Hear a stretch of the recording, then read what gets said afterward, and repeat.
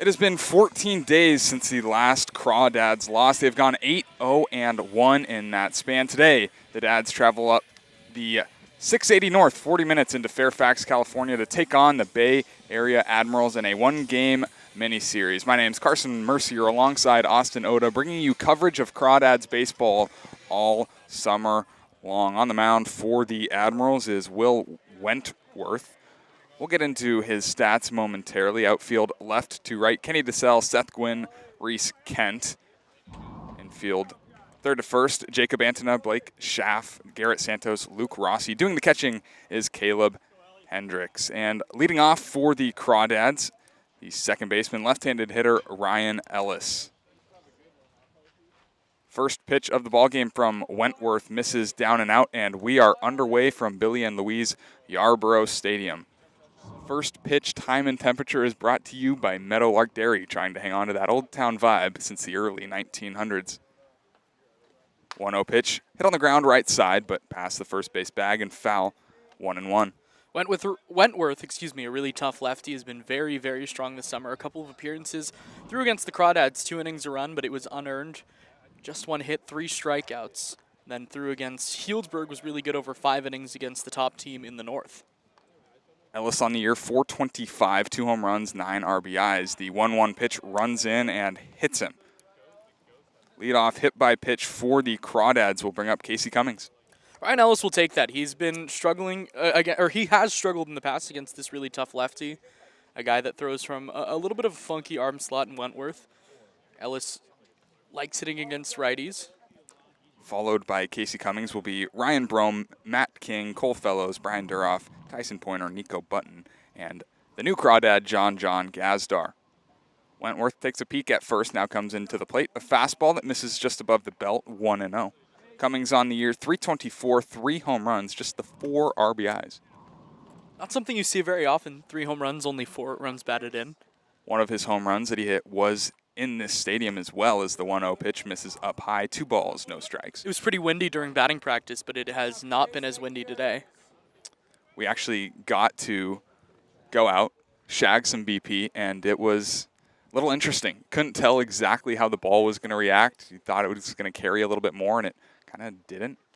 2-0, and back-to-back hit by pitches. This one looks like it hurt.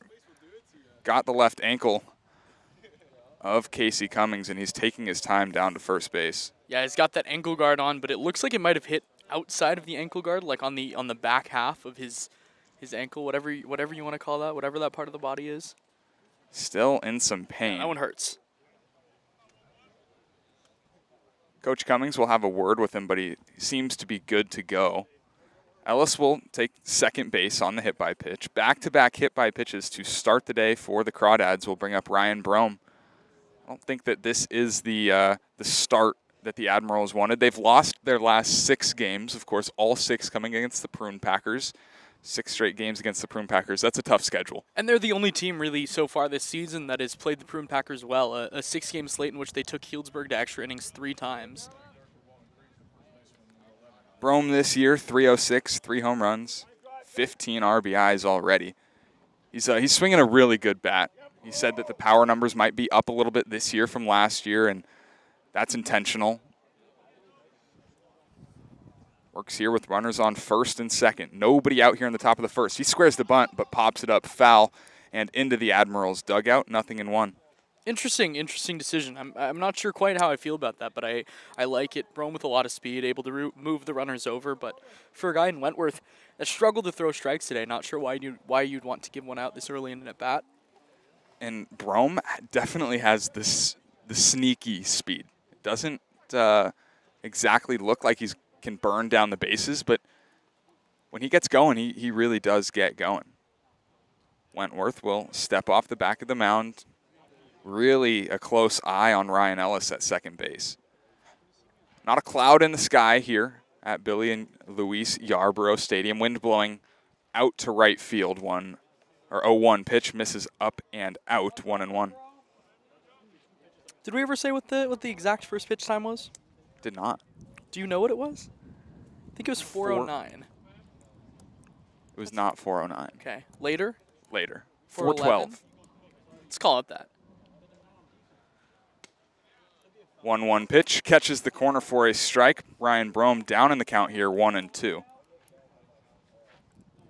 Did we say the temperature? That We did didn't. not. Okay. Well, the first pitch time and temperature read was there, and that's all that really matters. Wentworth again stepping off the back of the mound. Ellis was doing some dancing off of the second base bag. The Crawdads have been aggressive as of late, but seeing them steal quite a good amount of bases. 1-2 pitch, starting to stop. The pitch is swung on and missed. Snap throw down to second base, but Ryan Ellis is able to scamper back safely. Ryan Brome strikes out swinging. That's the first out here in the top of the first. Yeah, I think it might have been an attempt at a hit and run with the start and stop, or a bad read there by Brome, but a tough pitch off the outside. I think he was just trying to protect and make sure that Ellis wasn't trapped at second. And I think Ellis might have slipped. Looked like he definitely got caught up trying to take third base. Here's Matt King, today's third baseman, hitting fourth. He'll watch a fastball that misses up and out, 1-0. King this season, 346, a home run, and 10 RBIs. And keep in mind, he joined the Crawdads a little bit later in the summer. He's been pretty good. Yeah, it's already be third on the team in RBI. Both runners go. The pitch is popped up right side. First baseman Luke Rossi giving chase, but he cannot make the catch. It was in the ballpark, but up against the fence. It was a tough play for him. Very tough play. Surprised that King was swinging with the runners moving. Ellis had a great jump on second. Pretty easily would have had third stolen. Catcher Caleb Hendricks would have had to go around Matt King too. You got to throw around the hitter. Nevertheless, 1-1 is the count to Matt King. One away, top of the first inning. Still no score. Yesterday, Matt King, 0 for 3 day. He did walk twice. A couple of strikeouts to his name as well. Spin off the back of the mound, and Wentworth now really taking a peek at Ryan Ellis. Can you guess the first pitch starting temperature? 76. Close. Solid guess, 72. Oh. Feels a little warmer. It does feel a little warmer. Ellis doing some dancing. Wentworth delivers to the plate inside, 2-1. The angle that you're seeing on the stream right now is pretty much exactly our angle. It's a little different. It's Sonoma, but better. I like being a little elevated, and it's a little better of an angle.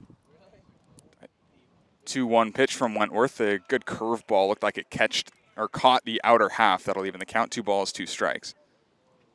Yeah, you can't really tell in and out from this. It's tough. I think playing baseball for a lot of many years of my life definitely helps. But still, you can't exactly be sure. Ellis, a huge jump off second base, and Wentworth realizes, throws back to second base, but back in a dive was Ryan Ellis. Ryan Ellis is living rent-free in Will Wentworth's head right now. Well, he's definitely a guy that you have to keep an eye on. 4 stolen bases on the summer. 2-2 pitch to Matt King. Fastball that misses a little outside. That'll fill the count. 3 balls, 2 strikes. Just another good at-bat by Matt King. Competitive always. Tends to do better against higher quality pitching. So interested to see what he does against these Admirals, the CCL team, after an up-and-down week against non-league pitching. Full count, 1 out. Wentworth delivers. Fastball fouled back. We'll do it again. Nice at-bat here being put up by Matt King in the first inning. Couple of hit-by pitches started the inning. Started with Ryan Ellis on the 3rd pitch of the game, then Casey Cummings. 3rd pitch of his at-bat. Strikeout of Ryan Brome. Now Matt King working a full count. Wentworth comes set. Ryan Ellis taking off. It's a double steal. This one cranked down the third base line into the batting cages. A foul ball. 3-2 one more time. Matt King has gotten so much deeper into that back leg to start his at-bats than he was last year at any point in the season. That allows so much more power, being able to push off. We hear squish the bug from a young age, and he's really starting that early. A lot of drive off the back leg. Squish the bug. I haven't heard that one in a minute. It's been a long time since I've heard that one. 3-2 from Wentworth. It is again fouled off. Matt King fouling off multiple pitches here to stay alive in the 3-2 count. That was kind of the fun thing about playing baseball at a school with not a lot of baseball history. And, you know, my senior year, like I've told you, 4 of our starters had never played baseball before. And so You know, we had to coach like the basics. You go into your tee when you're throwing. You squish the bug when you're hitting. Ninth pitch of the at-bat. 3-2, fouled back, will do it again. Love the sit bat from Matt King. It is pretty much exactly what you're looking for here with 2 runners on, fighting off some tough pitches from the left-hander who did pretty good last time out against the Crawdads. However, this is a kind of a new-look Crawdad team. We've definitely gotten some additions since the last time he's pitched against them. The 3-2 again, tapped foul left side. Very different team. Matt King's here. John Gazdar's here. Nick Proctor, I don't think is here physically. Not He's physically on the here, roster. but he has arrived as Donovan a Crawdad. Chris, Dylan McShane, Max Hippensteel. Good group of guys. Yeah. Just in front of us, quite Yeah. literally.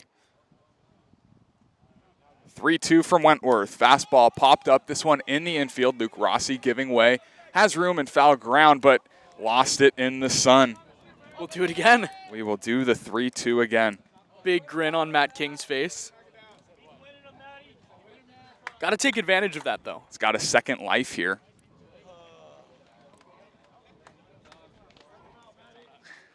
That is an unfortunate break for Will Wentworth. Very. Making consecutive good pitches, weak contact, a ball that could be caught, and it is dropped in foul ground. So 3 balls, 2 strikes, 1 away. Ellis on second, Cummings on first. Top of the first inning, no score. King looking to cash in the game's first run. Ellis doing some dancing. Wentworth will step off and give him a look.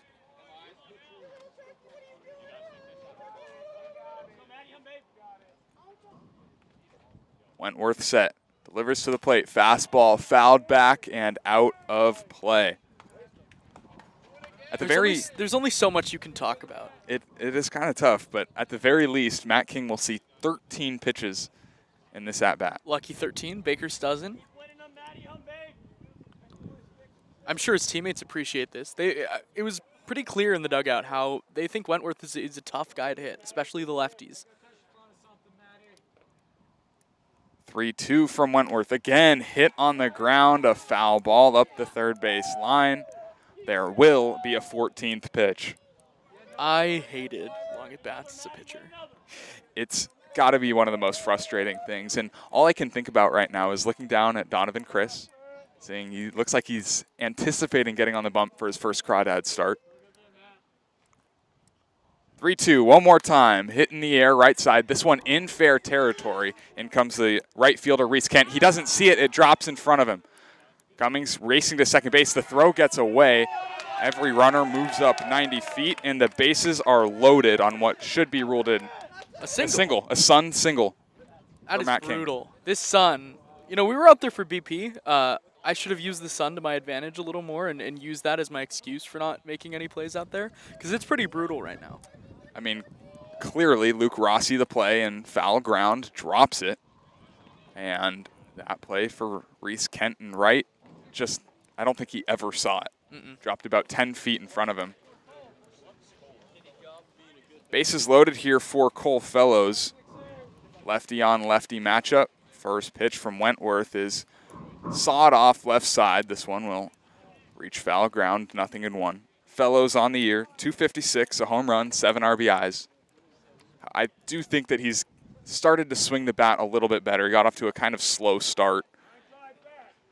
And with the wind blowing out to right center field, we saw him hit a double off of Wentworth last time these two teams played. A 1 pitch fouled back into the net, 0-2.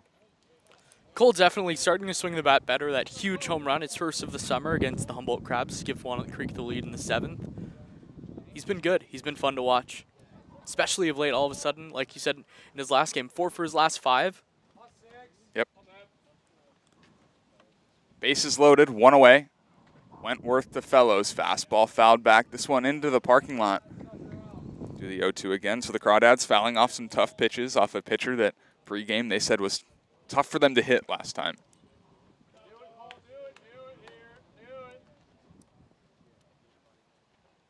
Nothing in 2 from Wentworth. Slider. They're going to say he went around at the plate. It's a second strikeout here in the top of the first inning. Just as I was about to say, it doesn't seem like there's a ton of swing and miss in Will Wentworth's game. Really nice slider there. Just fell off the table, off the outside. Now, just an out away from getting out of a really big spot. For the right fielder, Brian Duroff, quietly hitting 326, a pair of home runs and 10 RBIs. Or excuse me, 12 RBIs and 1 home run. I was reading Tyson Pointer's stat line. First pitch fastball, called a strike on the bottom half of the corner, 0-1. Second first pitch strike of the inning from Will Wentworth. Favorable matchup for Brian Duroff. Will Wentworth, the lefty, kicks and deals. This one swung on and missed. Brian Duroff was way late. Yeah, no leg in that swing, no bottom half whatsoever. All hands. Kind of just threw the bat at the baseball. Probably better that he didn't make contact with it. Gets another chance, a guy that protects really well. No balls, 2 strikes, 2 outs, and the bases loaded. The pitch from Wentworth swung on and missed. Will Wentworth loads the bases and then strikes out the side in the top of the first. Crawdads do not score. The Admirals are coming up.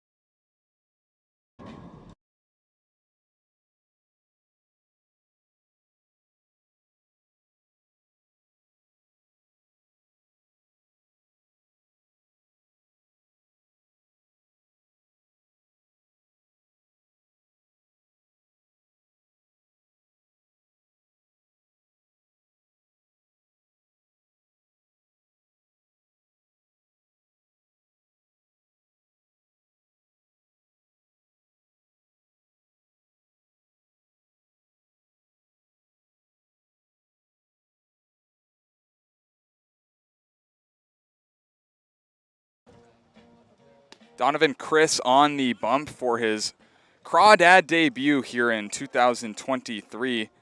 Before we get into his numbers, let's take a look at the Admirals' numbers, or lineup rather. Garrett Santos, the second baseman, leading off. Seth Gwynn batting second in center field. Kenny DeSalle, Crawdad killer, bats third, is in left field. Right fielder Reese Kent bats fourth. Jack Grant, a new Admiral, does the designated hitting. Jacob Antona, the third baseman.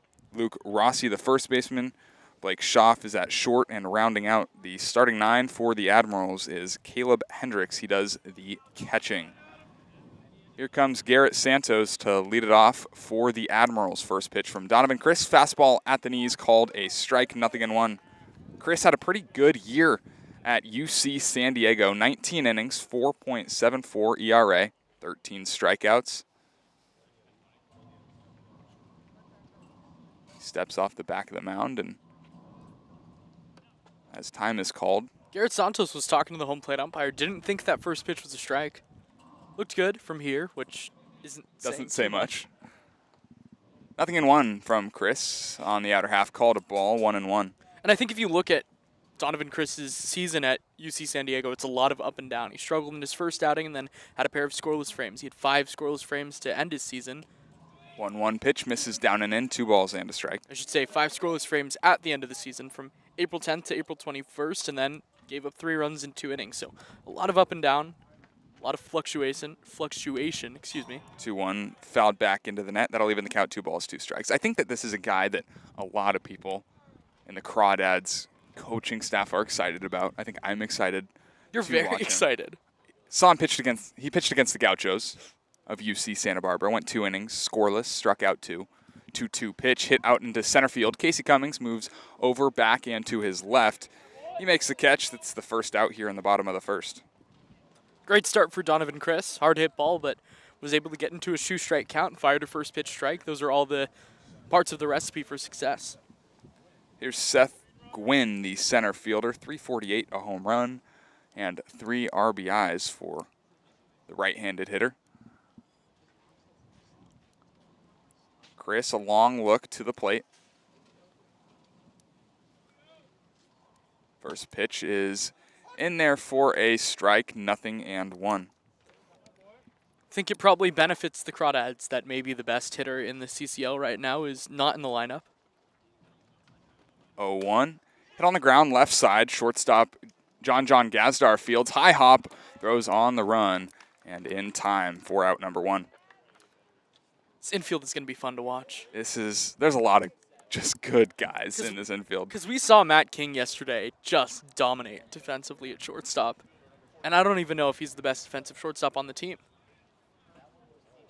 In the outfield for the Crawdads, Cole Fellows, Casey Cummings, and Brian Duroff. That's left to right. Matt King, John Gazdar, Ryan Ellis, and Ryan Brome, third to first. Here's a pitch to Kenny DeSalle that misses a little bit low, 1-0. Nico Button does the catching for Donovan Chris. And Kenny DeSalle, he Crawdad killer, 1-0 pitch. Misses a little bit outside, 2 balls, no strikes. In 13 at-bats against the Crawdads in the series they played earlier in the year, went 7 for 13. Didn't strike out. Hits this one on the ground, third base. Matt King fields, throws in time, scooped out by Ryan Brome at first base. Admirals go down 1-2-3 in the bottom half of the first inning. No score after 1.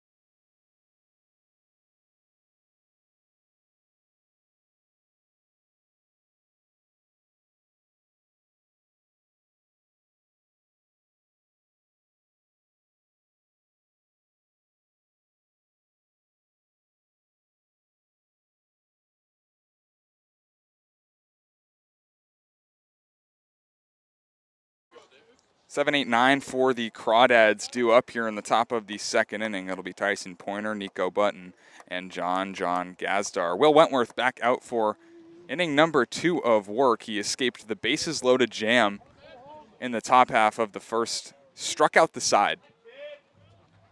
First pitch to Tyson Pointer. fouled back into the net, 0-1. It's a little bit of a weird struck out the side. Pair of hit by pitches, a dink single that was lost in the sun, a 15 pitch at bat. 0-1 pitch to Tyson Pointer is a curveball that didn't curve all that much. Misses high, 1 ball, 1 strike. Threw a lot of pitches. A lot of pitches. 33 Whew. to be exact. 1-1 pitch to Tyson Pointer. He's laid on a fastball, 1-2. Talking about this yesterday, what is a lot of pitches in an inning? I think you and I came to the consensus that 30. 30 is far too much. Yeah. Ball and 2 strikes. Pitch to Pointer. Misses a little high. That'll even the count. 2 balls, 2 strikes. I think we said you want to be at 15 as a pitcher. 14 is like good. 12 is perfect. Anything over that is a little too much. 2-2 to Pointer. Hit in the air on a line left field. Will it stay fair? It will not. Only a few feet foul, and Tyson Pointer could have had extra bases on it. I think 20 is like the max that you're comfortable with. Because if you go 5 innings, 100 pitches, like I said yesterday, it's pretty good. It's like a solid outing. Pretty good. Once you get to that 23, 25 range, nah. 33, far too much. Tyson Pointer, his average has been up a little bit. He's starting to swing a hotter bat. 205, 2 home runs, 10 RBIs. Average above the Mendoza line for the first time since the first game, and the 2-2 curveball reaches the backstop. 3-2. Usually when you say reaches the backstop, it means it gets under the catcher. Right.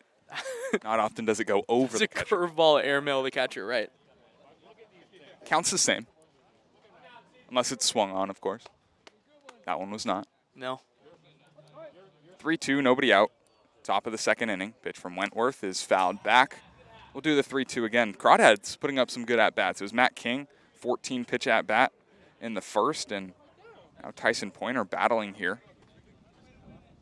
You'll see a 9th pitch.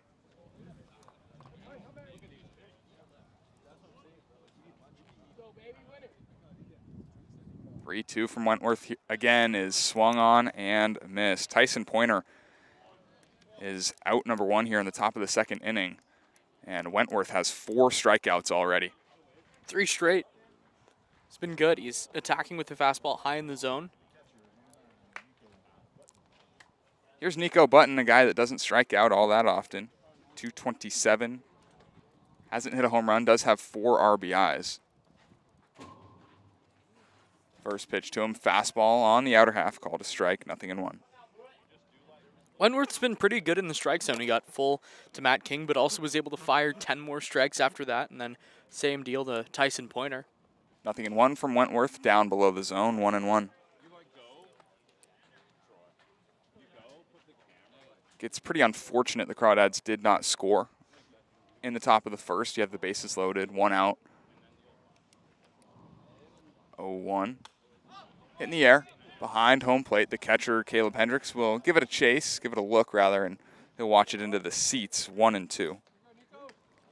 Button's been swinging a good bat recently. Huge hit against the West Coast Kings. 2 balls, 2 strikes. Curveball hit on the ground, right side. Past the dive of Luke Rossi and into right field. 1 out single for Nico Button as a runner on first base for the Crawdads. Right on cue.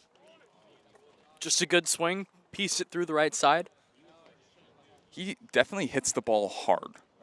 He's been hitting the ball on a line, this one on the ground. He'll take the single either way. Here's John Gazdar. Made his Crawdad debut yesterday, 1 for 5. The infield pop-up single. It's the Meadowlark curse. First pitch from Wentworth. 2 John Gazdars in there for a strike, 0-1. Like, we've never had a Meadowlark batter not reach. It's been the last at bat, I think the last 3 games. 0-1. Hit on the ground up the middle. The shortstop Schaff goes to second for 1, on to first, an inning-ending double play. Crawdads get a runner on base, but cannot convert. We're going bottom 1, still no score. Bottom 1, still no score. That's brutal.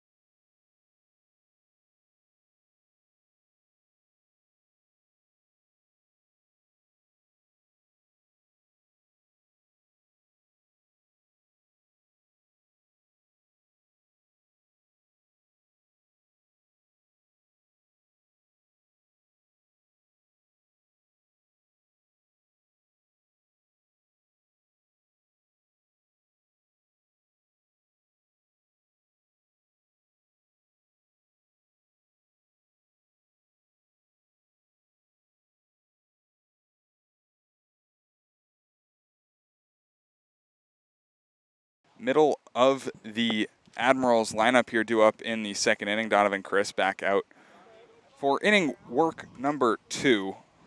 Sat down the Admirals 1-2-3 in the top or bottom half of the first inning. First pitch to Reese Kent, swung on and missed. Reese Kent's been good this year, 344. No home runs, does have 3 RBIs. Getting on base, hitting well. Huge improvement from what he did last year in Sonoma. 0-1 in the dirt. Good stop by the catcher Nico Button. He's turned himself from one of the worst players in the league last year, and that's not an exaggeration, to one of the better ones. It's crazy how much 1 year can change just how a player is the 1-1. Little outside, 2-1. Something we were talking about today, like we saw Donovan Chris last summer pitch for the West Coast Kings. He was not very impressive, but a year in college, I should say, really does a lot for some players. 2-1, hit in the air, right center field. The right fielder, Brian Duroff, moving over, lays it out, cannot make the catch. It falls for a base hit. Strong throw from Casey Cummings keeps Reese Kent at first base, but it's a leadoff single in the second inning for the Admirals. Love the effort there from Brian Duroff. Not known as a great defensive player, but he's working on it, and it's definitely showing. Got a good read. Good extension, just couldn't get to it. Here's the 5th hitter in the Admirals lineup, the designated hitter, Jack Grant. No stats this summer for Jack Grant, making his 2023 CCL summer debut. First pitch in the dirt, good stop by Nico Button. Reese Kent is held at first base. This is the place where Nico Button performed really well behind the plate, correct? Early in the season? Yes, that is correct. Had a really, really strong defensive game. Threw a couple runners out, kept a lot of balls in front of him. 1-0 pitch is crushed up the middle and into center field. Back-to-back base hits for the Admirals. There's runners on first and second, nobody out. Just a good piece of hitting. Sat on the 1-0 pitch, saw one, and then had one to measure, one to rake is what they say. Hit that one really hard up the middle. The local kid, the San Ramon Valley alumni, against a guy that he's probably played against in high school. Here's Jacob Antona, third baseman, hitting 200, does not have a home run and 2 RBIs on the young summer. Got a pinch hitting appearance yesterday against the Prune Packers. Squares to bunt here, pulls back, takes a strike, 0-1. Went 0 for 1 in that pinch hitting appearance. Pinch hit appearance. Either or. Either I work. think both works. No balls, a strike, nobody out, bottom of the second inning, no score. This one hit in the air, right field. Duroff going back, in front of the track, reaches up in the sun, makes the catch. Runner from second, Reese Kent, tags to third. He gets there standing. So runners on the corners, 1 out here in the bottom of the second inning for the Admirals. And a nice job to rebound there by Donovan Chris, getting ahead in the count with the first pitch strike, and then able to continue that, attacking the zone. Got the fly out to right. Now looking for a ground ball to get him out of the inning. And here's Luke Rossi, the first baseman, made that defensive miscue in the first inning. That it would extend the inning, but didn't really end up mattering for much. First pitch to him, a slider, a good one in there for a called strike. 0-1. 1 for 17 on the summer, 1 RBI, 0.59 batting average. It's the guy the Crawdads won up in this situation. Looking for a ground ball, the 0-1 pitch just below the knees. That'll even the count at a ball and a strike. Love that spot from Donovan Chris, the slider off the outside, trying to get a roll over to the right side. Both Brome and Ellis proficient with the glove. Throw over to first base, but back standing is Jack Grant. Kind of looked a little shocked, was Jack Grant. Was not expecting a throw over. You should play the Humboldt Crabs. Gabe Tanner. Specifically. Starting a stop from Jack Grant. He took off before Chris had started his motion towards home plate. He retreats back to first base. We'll have the 1-1. 1-1 pitch is crushed out into left field. Left fielder Fellows coming in and over. He makes the catch. Tagging from third is Reese Kent. The throw home is cut off, and first run of the ball game here belongs to the Admirals in the bottom of the second inning. Leadoff base runners always come back to haunt you, especially a couple hard hit balls to start the inning. It looked like Chris was in a good position to get out of the inning, but a nice at bat by Luke Rossi. If you're not going to deliver with the base hit, I'd say that that's a pretty good way to deliver. The runner in scoring position, less than 2, got a ball in the air. We'll bring up the shortstop, Blake Schaff. First pitch to Schaff, fastball down below the zone, 1-0.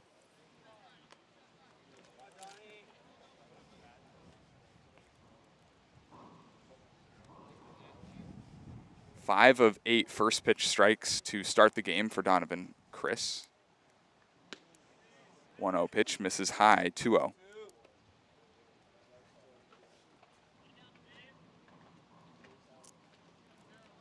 Walks were an issue for Chris at UC San Diego, 11 and 19 innings. Little higher than you want. 2-0 pitch, swung on and fouled off both Nico Button and the home plate umpire. Nico Button will give the courtesy timeout, have a word with Chris, take some time for the home plate umpire, who we don't have names for. But like we talked about with Donovan Chris at UC San Diego, the walks were an issue, but they also came in bunches, like the runs he allowed. 5 of his 11 walks came in his last 3 outings. Had 2 against Santa Barbara, 1 at USC, and 2 at Cal Poly. That spanned over 5 innings of work. Well, that's just against an elite Gaucho offense. So one that holds Jared Sundstrom, CCL legend. Jonas Sebring, CCL legend. Carson Mercier, CCL legend. Elliot Gallegos, CCL legend. Oh man, who does he play for? He's in the South, right? Yeah, he's in the South. Maybe OC. 2-1 from Donovan Chris with 2 outs in the bottom of the second. In the dirt, Nico Button blocks it, throws down to second base. The throw is in time.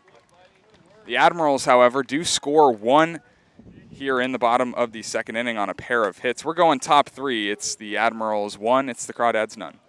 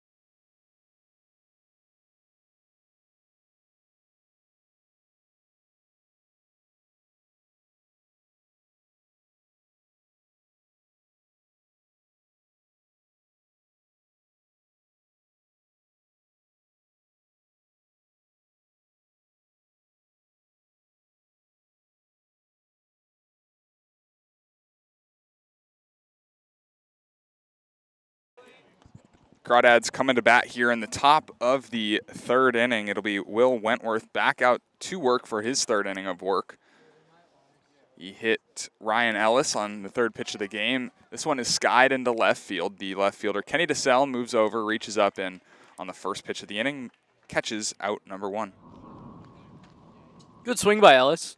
Don't want to get into a 2-strike hole against Wentworth, as the Crawdads have shown today, striking out 4 times the first time through the lineup. So, want to be able to put the bat on the ball. Here's Casey Cummings, who was also hit by a pitch in the first inning. It was pretty painful Yeah. He was walking around for at least 30 seconds. The first pitch to him skips in front of home plate, 1-0. I think Will Wentworth is pretty frequently in the strike zone, but when he misses, they're bad misses. We've seen the very high and the very low. 1-0 pitch, swung on and missed. Casey Cummins couldn't handle the heat. When he's in the strike zone, it's a good look, and he's throwing hard. Good curveball. 1-1 to Cummings, misses up and in, 2 balls, 1 strike. We saw him a little bit all over the place in the first inning. Took him 33 pitches to get out of the first inning. Then only faced 3 batters in the second through 13 pitches. 2-1 from Wentworth. Fastball misses a little bit high, 3-1. I thought he was about to get the trigger there. Home plate umpire kind of rocked back. He's rocking. Floated that right arm up. Keeping us on our toes. Seen a few umpires in the CCL do it to us this summer.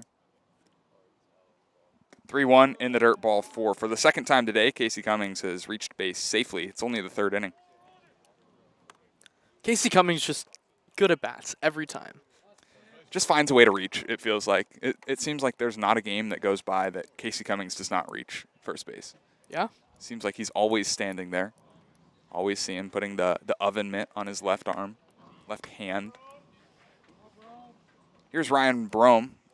Was the first of 4 strikeout victims of Will Wentworth back in the first inning. First pitch to him here is hit in the air left side, but this will reach the trees, 0-1. Casey Cummings has reached base in every game that he has had a plate appearance in this year. Came in as a pinch runner twice. Didn't reach, obviously, in those. So he has an on-base streak of 10, 3, 1, about 15 games now. This one hit on the ground right side. The second baseman, Santos, goes to second for 1. Ryan Brome is out at first base, an inning-ending double play. It's the second straight inning-ending double play that Will Wentworth has induced. We're going to the bottom of the 3rd. It's 1-0 Admirals.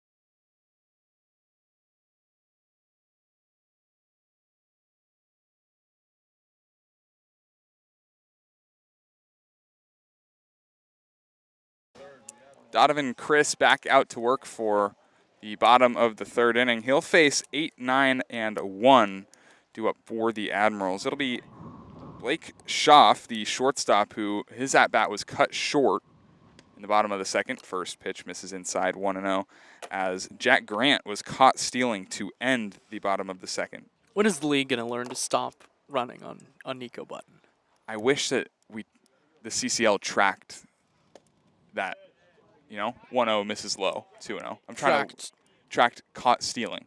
I don't think it does. I don't think it does. It should. As former catcher, that's a stat that I would really, really love to have. 1-0 hit in the air, left side. That'll reach the trees, 1-1. Yeah, I don't blame you. It's a good stat to know. Yeah, especially a guy help a lot of catchers. looking to get some more playing time. It would help. It wouldn't hurt, I'd tell you that. Just help their bid for playing at the college level. 2-1 pitch, tapped foul behind home plate. That'll even the count. 2 balls, 2 strikes. Especially a guy like Nico Button who didn't play a whole lot and has so much of his game relying on his defense. Like, hey, I've gotten better. You thought that was you didn't even think that was possible? Look out. 2-2 from Donovan Chris is a changeup hit in the air left side. In comes Cole Fellows, falling fast, falling fair in the corner. A base hit. Thought about going to second was Schaff, but he'll pull it up at first base. A leadoff single here in the bottom of the third. Just a little stick me out dink single. Didn't hit it hard at all. Bad luck for Donovan Chris. It's the third hit he's given up in this ball game. Here's the catcher, Caleb Hendricks.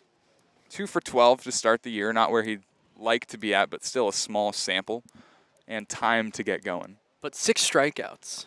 Not a happy number to look at. Small leadoff first for Schaff. The first pitch fastball misses a little bit low to Caleb Hendricks, 1-0. Good spot for Donovan Chris to be in. Catcher legs at the dish, a guy that strikes out a lot, but is really now just focused on trying to put the ball in play. Seems like a prime double play opportunity. 1-0 pitch, runner goes. Pitch is swung on and fouled off to the right, out of play. That'll even the count, a ball and a strike. Had a pretty good jump on it. Schaff was gone on the leg kick and was about halfway, maybe just about halfway as that ball was fouled off. Probably would have had that one stolen. Again, who knows with the arm that Nico Button has. Just my prediction. 1-1 pitch from Chris. Slider misses a little low, 2-1. Yeah, Donovan's got to do a little better job of looking over to first. Haven't seen a look yet in this at-bat. It's a little more difficult to tell with the righty, of course. Especially from this angle. We're pretty much in the first base dugout. And the broadcaster jinx is alive and well as he throws over there. I mean, he kind of needed the broadcaster jinx. He did.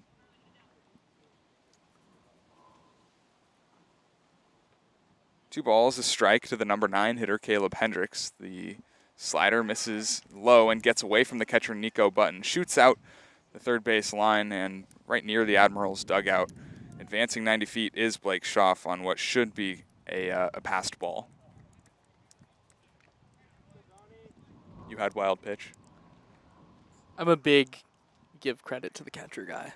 I am too, but I always think if you have to block it, it shouldn't be a pass ball. But I'll take your word for it. I think it's an off speed. I think that's the big thing. It's an off speed. You're kind of expecting that to be in the dirt. Whereas if it's a fastball, that's probably going to be called a wild pitch more times than not. I'll take your word for it. I trust you, former catcher. I saw a lot of balls get to the backstop. 3-1 pitch, misses down and out. So a single and now a walk to start the bottom of the third inning for the Admirals. That'll bring up the top of the order. Sure, the Crawdads will start getting some action in their bullpen today. It is a stacked bump day. Who do we have? We have Fitz, McShane. Hippensteel, maybe? It looks like Sean Fitzpatrick is warming in the bullpen. Looks like his first few throws, though. He's not actually in any motion yet. First pitch to the leadoff hitter, Garrett Santos, is in there for a strike. 0-1. Santos flew out to center in his first at-bat in the first inning. Was part of a 1-2-3 first inning. Austin Berggren, also on the list. 0-1, tapped behind home plate, 0-2. Austin Berggren, Tyler Blair, Sean Fitzpatrick, Dylan McShane, Cade Cushing, Ryan Delaney. Mamma mia. That's a solid bump day. Yeah. And Crawdad favorite, Ryan Delaney. Yeah. Who doesn't love a Ryan Delaney bump day? Opposing teams. Exactly. 0-2 from Donovan Chris, swung on and missed. It's the first strikeout of the Crawdad career for Donovan Chris, and it's the first out here in the bottom of the third. Huge pitch, went off speed off the inside, got the chase. Now a double play ball gets him out of the inning. Still a lot of work to do, but you'd rather be in this situation with one out than with none. And here's Seth Gwynn, who was a victim of a grounded out to John Gazdar in the first inning. Time is called as a ball from our favorite Fitzmagic in the bullpen reaches home plate. First pitch is popped up, foul, just over our heads and into the trees. I think this would be like okay ball catching territory if we were standing, I feel like like a low line drive. there's not enough room to work backwards. Correct. We take a few steps back and we're falling about 6 feet. So maybe not. Fence is a little high. Nothing in one. In the dirt. Good block by Nico Button. That's pretty. It's It's a good look. It's Nico Button. what he's going to provide. Yeah. Not the biggest target back there. Like, he's a smaller dude, but works like a wall. A ball and a strike. One away here, bottom of the third inning. Pitch is fouled back behind home plate. That will reach the seats 1 and 2. Chris has him right where he wants him. Admirals are threatening here in the bottom of the third inning. 1-0 is the score at Billy and Louise Yarbrough Stadium. Runners are on first and second with only one away. Inning started with a leadoff single from Blake Schaff and a walk from Caleb Hendricks. 1-2 pitch from Donovan Chris in the dirt. This one another slider and perfectly blocked by Nico Button. You having fun watching some good blocking? It just kind of makes me wish that I could do something similar to that when I was catching. My rep as a catcher was doesn't really catch the ball. Okay. And the ball in the dirt gets to the backstop. Not exactly what you want as a catcher. I did throw runners out, though. Okay. Could you hit? I could hit. Okay. 2-2 from Donovan Chris. Slider tapped off of Seth Gwynn himself. He'll take a small stroll. We'll do the 2-2 again. Do you have a favorite catching memory? There's a couple that come to mind. It's really just catching my friends in moments. Senior day was a lot of fun. Catching Kellen Montgomery, who's now at Long Beach State. That's something I think I'll remember for a long time. And anytime I got to catch Ryan Spacek, who's going to Stanford, that was really special. 2-2 pitch misses up and in. That'll fill the count. 3 balls, 2 strikes. Spacek, it was just wherever you put your glove, that's where the ball would go. And it was 97 miles an hour. It's fun. It was a lot of fun. That was his designated bullpen catcher.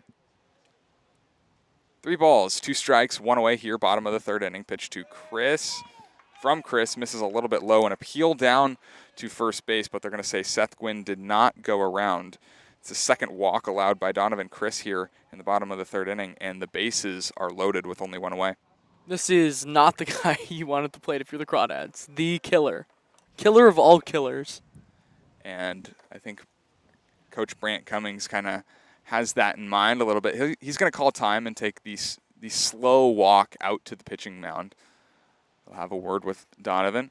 It looks like Sean is about ready. He's peering into the mound and isn't throwing. He's the jam guy. He is, and he's going to be coming in here in the bottom of the third inning. Admirals have the bases loaded. That will be the day for Donovan Chris. Sean Fitzpatrick is in to put out the fire. When we come back, we'll have the rest of the bottom of the third.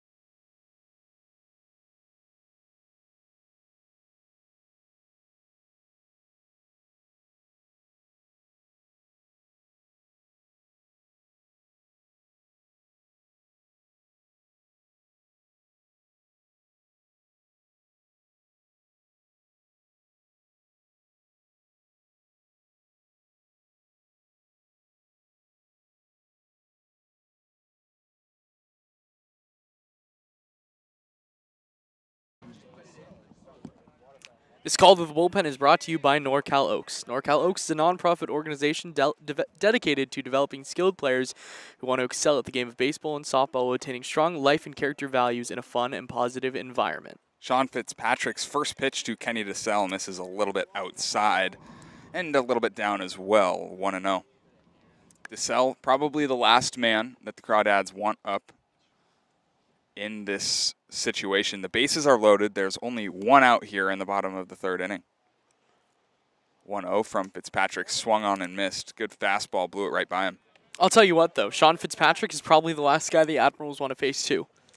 Maybe the toughest pitcher to hit in the league. I think you are probably right on that. This is the fourth game in which he's appeared in. He has 1-0 win-loss, 6 2/3 innings. He struck out 12.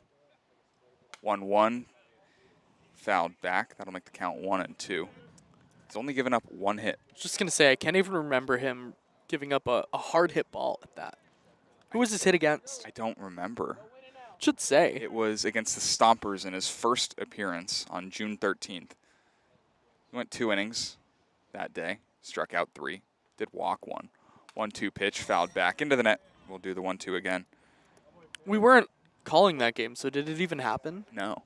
Yeah, I don't think we were. Yeah. It was one of the games. Were we in the dugout for that game? We were in the dugout for that game. It was a good time. You can never hate being in the dugout. I think No. it's a fun experience. Get to know the guys a little bit more. That was not a fun game, though. I'll tell you that. 1-2 is hit on a line into left field, a base hit.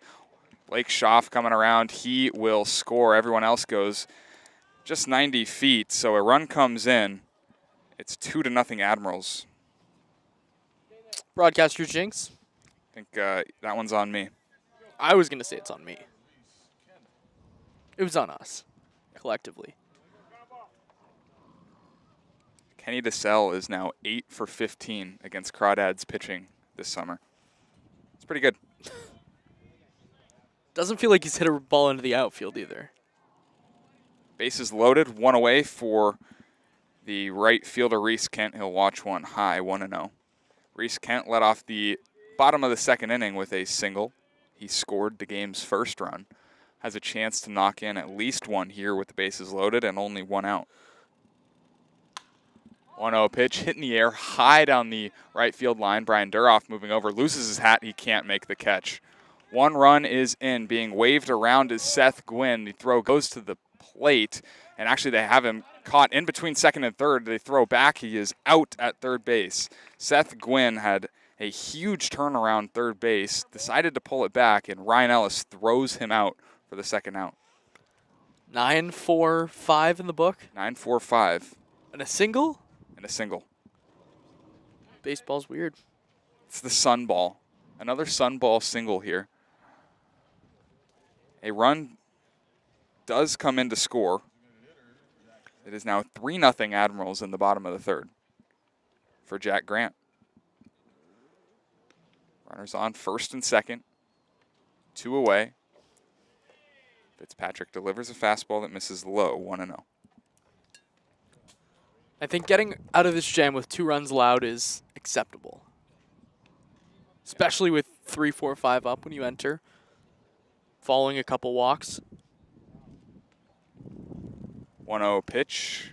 At the knees, called a strike, 1-1. Good bounce back pitch there from Sean Fitzpatrick. Fitzpatrick is not only a good pitcher, he's pretty good in the booth, too. He's better than both of us. I would agree. Especially right now. I would agree. He's got a career in baseball and in the booth. 1-1, Fitzmagic to Grant, and I unironically said Fitzmagic. Yeah, it's just habit at this point. It is. Ball and 2 strikes to Jack Grant. It's just so burned into my brain. I need to get me Spencer and I are getting them. I The think I need Fitzmagic to. hoodies. Yeah. He said he could get them for us. Didn't tell me that. Well. 1-2, 2 outs, fastball, misses high, 2 balls, 2 strikes.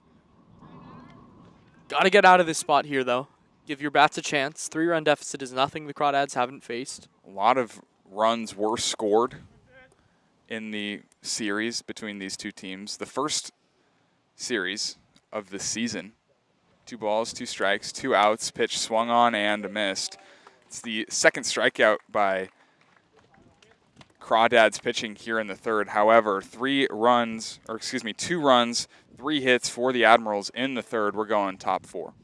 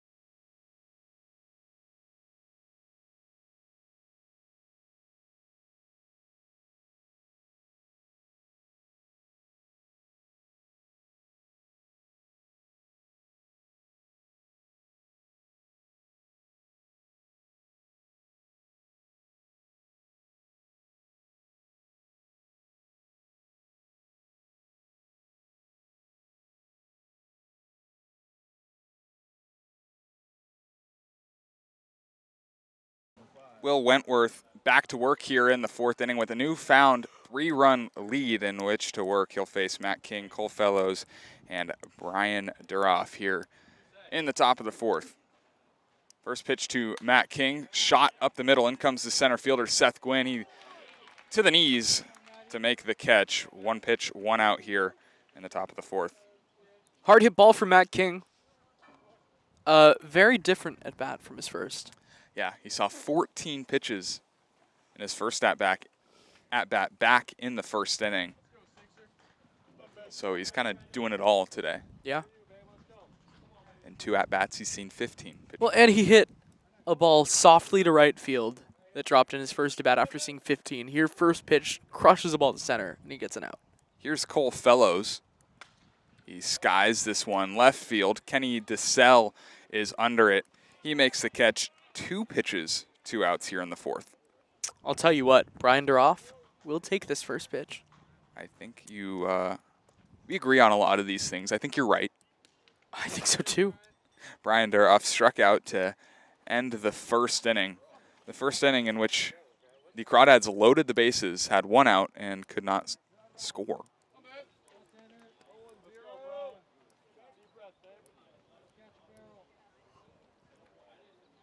First pitch from Wentworth to Duroff. Misses a little outside, 1-0.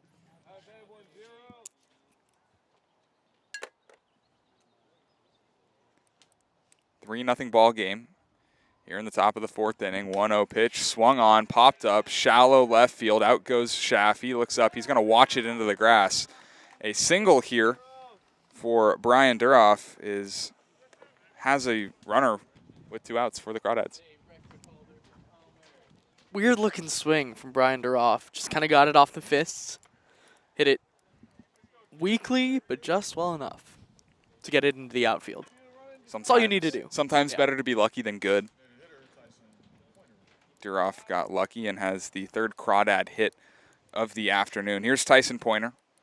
Struck out in the 2nd. First pitch swinging, snap throw to 3rd, but back safely in a dive is Brian Duroff.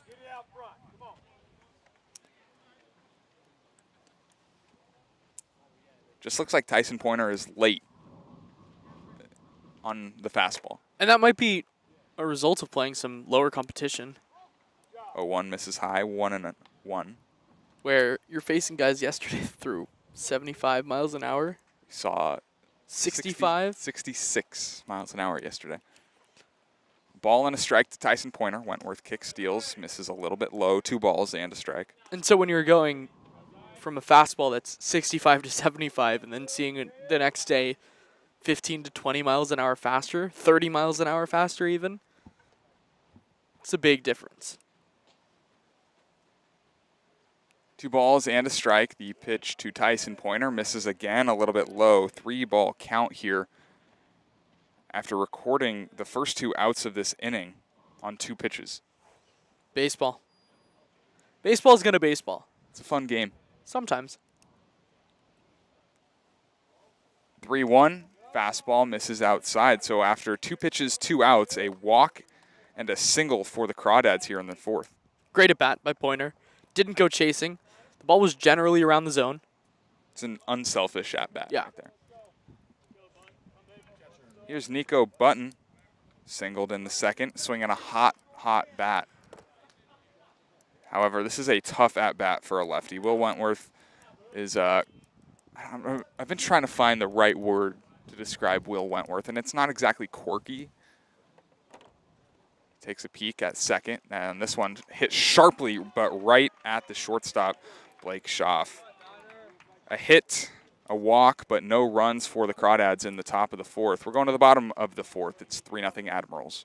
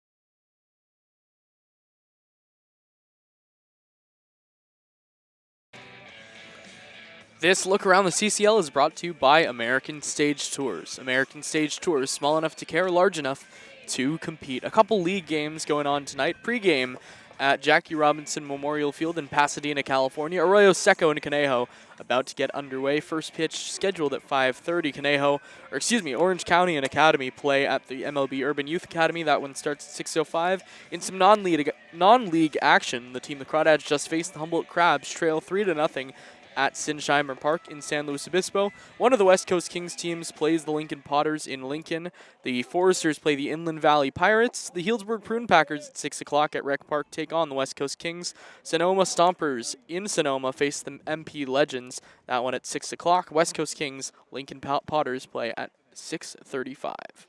Bottom of the 4th inning here at Billy and Louise Yarborough Stadium. It's 3-0 Admirals on top of the Crawdads. Sean Fitzpatrick back to work, 2nd inning of relief. Jacob Antoneth, Luke Rossi, and Blake Schaff due up here in the bottom of the 4th for the Admirals. 0-1 to Antoneth, swung through the fastball from Fitzpatrick. 0-1 from Fitzpatrick is popped up right at us. It is drifting back into fair territory. Ryan Brome does not have room. It lands foul, 0-2. I thought we were going to get one for a second. I really did too. The heart skipped a beat a little bit. Do I need to put my glove on? I was really worried about the equipment. Me too. For a good second. My laptop is right here. Not a cheap laptop. No. Not protected at all. No. I wish we could have a camera on the setup that we have here, keeping a backpack tilted up by a water bottle, keeping the computer cold. Otherwise, CCL grind, baby. You don't get this in the Cape. Nothing in 2 from Sean Fitzpatrick. Popped up right side. Ryan Brome giving way into the Crawdad bullpen, but he watches it land in the grass area out of play.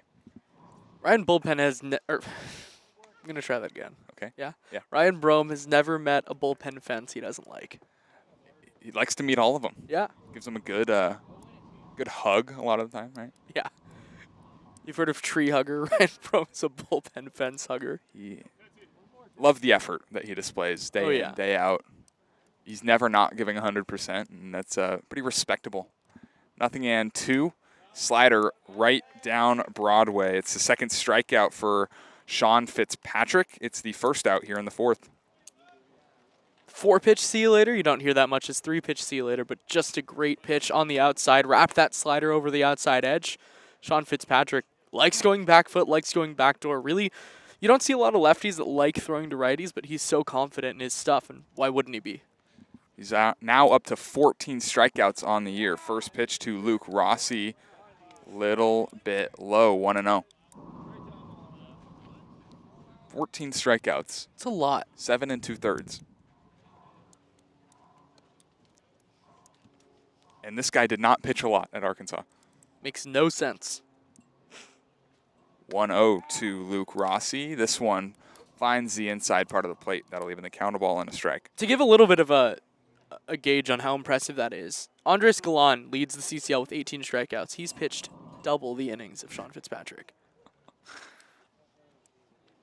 1-1, high and tight, 2-1. That's incredible. They don't call him Fitzmagic for no reason. The funny thing is, though, as you go through that 14-15 range, you have a lot of guys that are throwing out of the bullpen that are just striking guys out like wild. 2-1 changeup crushed into the left center gap. That'll get down. It could be extra bases. It kind of died out in left field. Fellows, the left fielder, picks it up, and in safely to second base is Luke Rossi, a 1-out double. Have yourself a day. Luke Rossi came in just 1 league hit so far. That crushed that double into left center, and then also came through with a sac fly in his first at bat. So he's been swinging a good stick. Yeah, he needed that 0.59 coming into this game. That's the batting average. That is low. That'll help. Simon. That'll help. Here's Blake Schaff, the shortstop, who singled and scored back in the 3rd.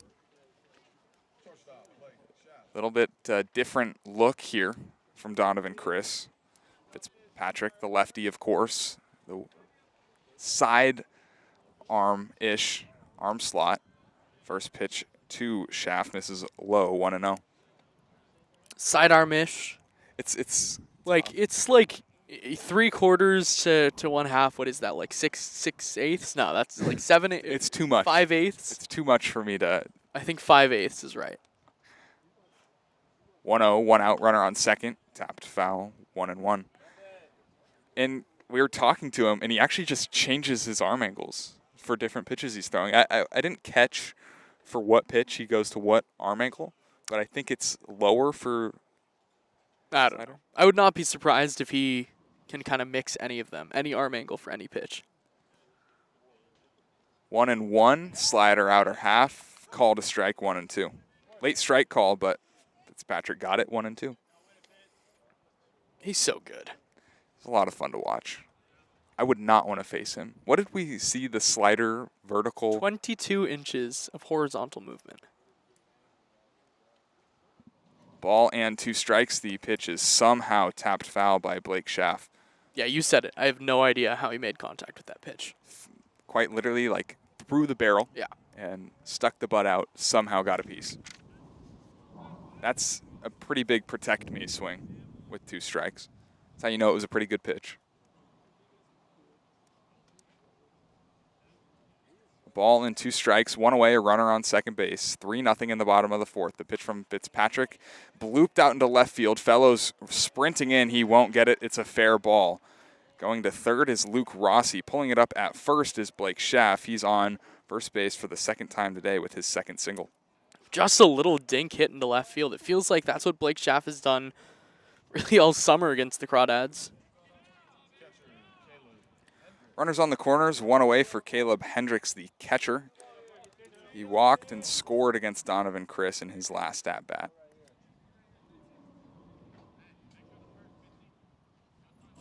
Big jam. This is probably the most runners we've seen on against Sean Fitzpatrick all year. First pitch to the number 9 hitter. Fastball at the knees, catches the zone 0-1. His own runners. He's come in a few times with the bases loaded, but a double and a single here in the bottom of the 4th. Coming into this appearance, just 1 hit allowed. 0-1, good slider. Gets the chase, nothing in 2. Back-footed him. Back-footed? I think Back that's foot, like yeah. the right. I don't think there's really any right way to say that. Went to the back foot with the Yeah, slider. I like back-footed more. Back-footed. And it was nasty.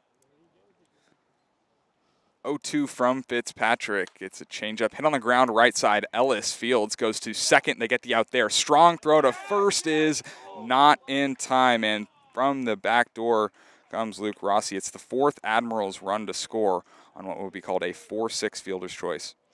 I think the throw actually beat him, but I think pulled the Ryan call- Brome off the bag. I think the call was blown. Really? I do. I I think thought Brome pulled off the bag a little bit. he may have. Nonetheless, it's not our opinion that matters. And that'll bring up the top of the order. First run Fitzy is allowed that's on his record this year. It's just crazy. It's Garrett Santos, another left-handed hitter. First pitch swinging, he fouls it off the home plate umpire's foot, nothing in 1. Home plate umpire's taken a beating today. Got a feel for him.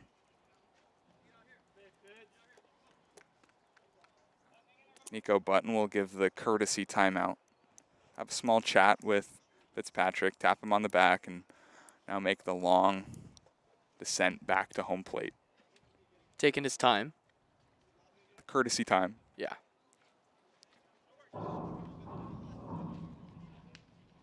One run in the 3rd for the Admirals. 2 in the 3rd, and now 1 in the 4th. 0-1 with 2 outs. Fitzpatrick to Santos, a slider that misses down and out, 1-1.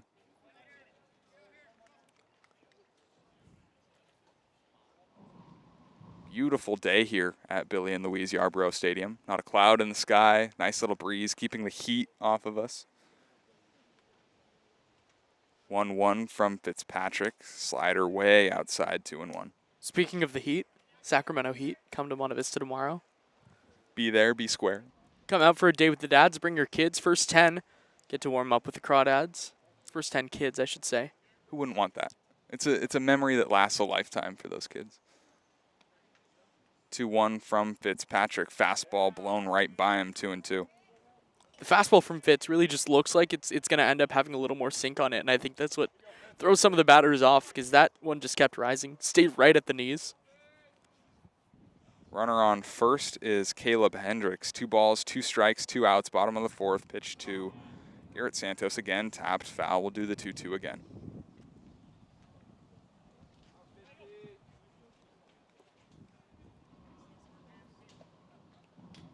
Seventh pitch of the at-bat coming up. Long look to first for Fitzpatrick. Now comes home. The 2-2 misses high. 3 balls, 2 strikes. Went with the slider there. Just hasn't had the same bite on it today as we've usually seen. Release point doesn't seem to be off. He's missed low and away to left-handed hitters pretty much all day, and then a few times up as well. Hendricks will be on the move. The 3-2 pitch hit on the ground left side. John Gazdar goes to first and retires. Santos 4 out, number 3. The Admirals get a run. We're going to the top of the 5th. It's 4-0.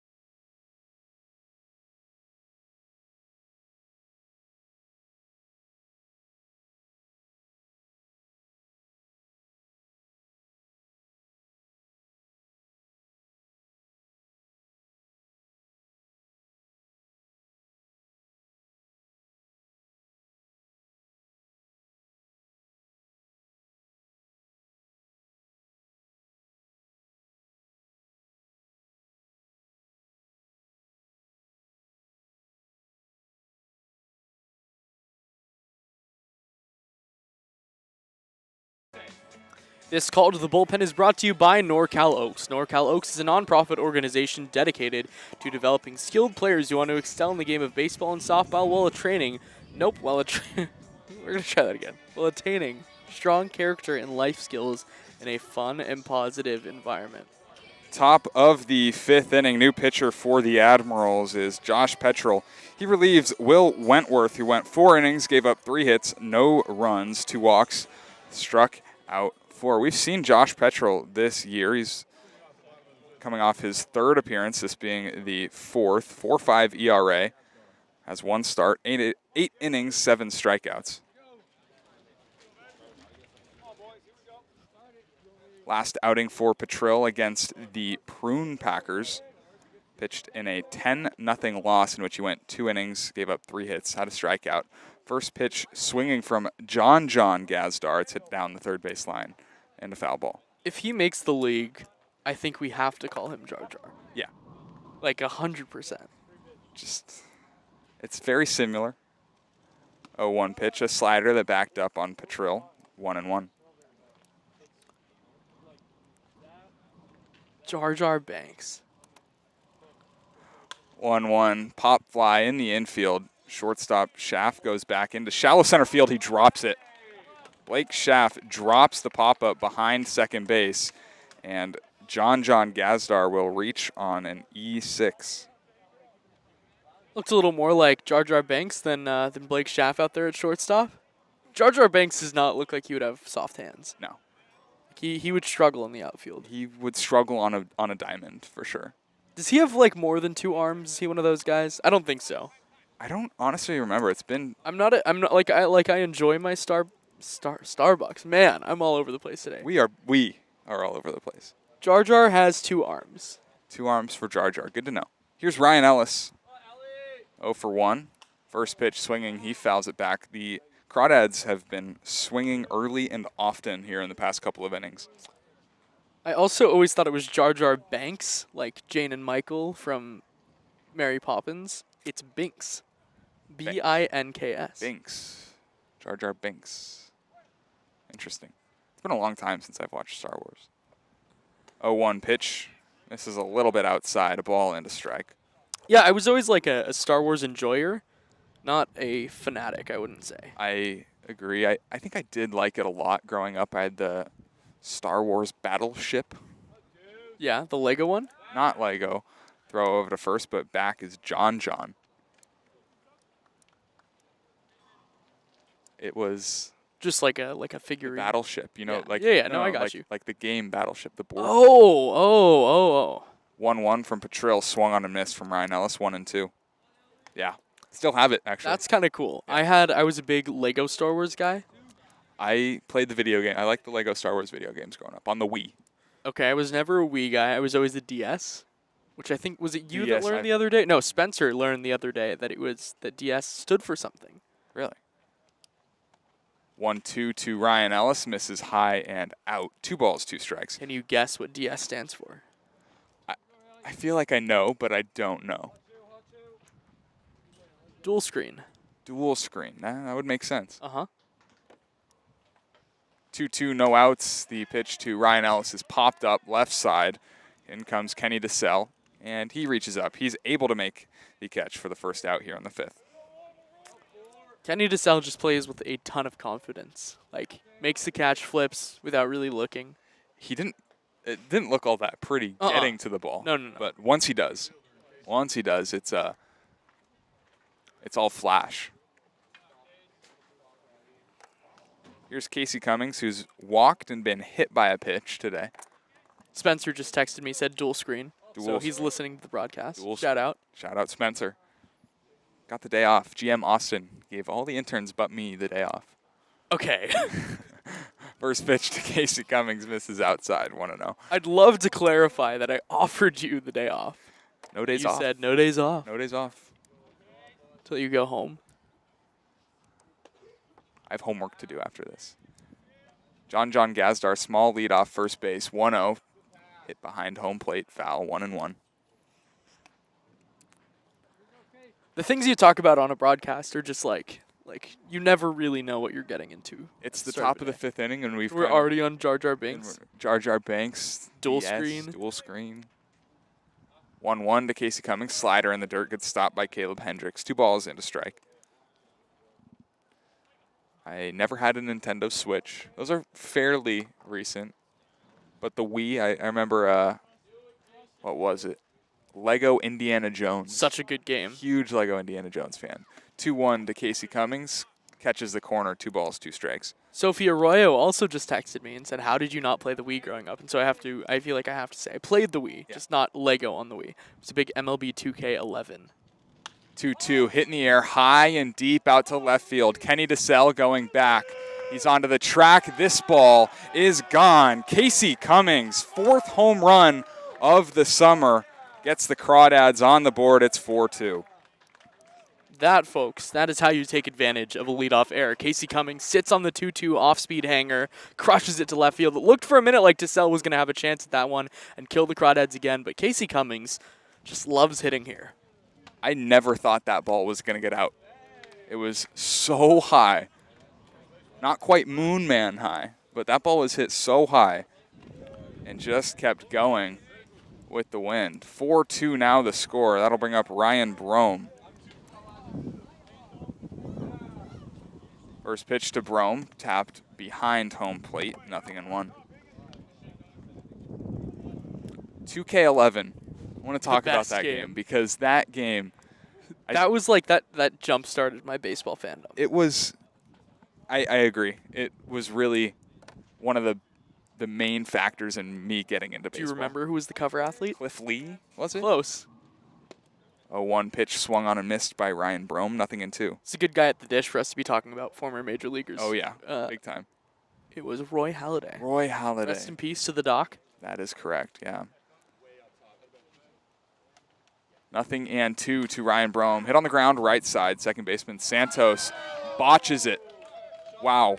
Ryan Brome is going to reach here on the second error in the inning by the Admirals. Got a feel for Josh Petrell because he's getting the results he wants. A pop-up to your shortstop, a pop-up to your left fielder, a ground ball to second base, but the home run by Casey Cummings stings. And a guy that can make it pay here is Matt King, who's been on fire, singled in the first and sharply lined out to center in the 4th. First pitch to Matt King, called a strike. However, the catcher Caleb Hendricks dropped it, and it did look a little low. Kobe Siegel's favorite player, Matt King. He's such a Matt King fan. And I like Matt King. For good reason. Matt King's a good player. I like how he goes about his business. 0-1 from Petrill is swung on and missed, 0-2. Very just quiet, gets to work, gets the job done.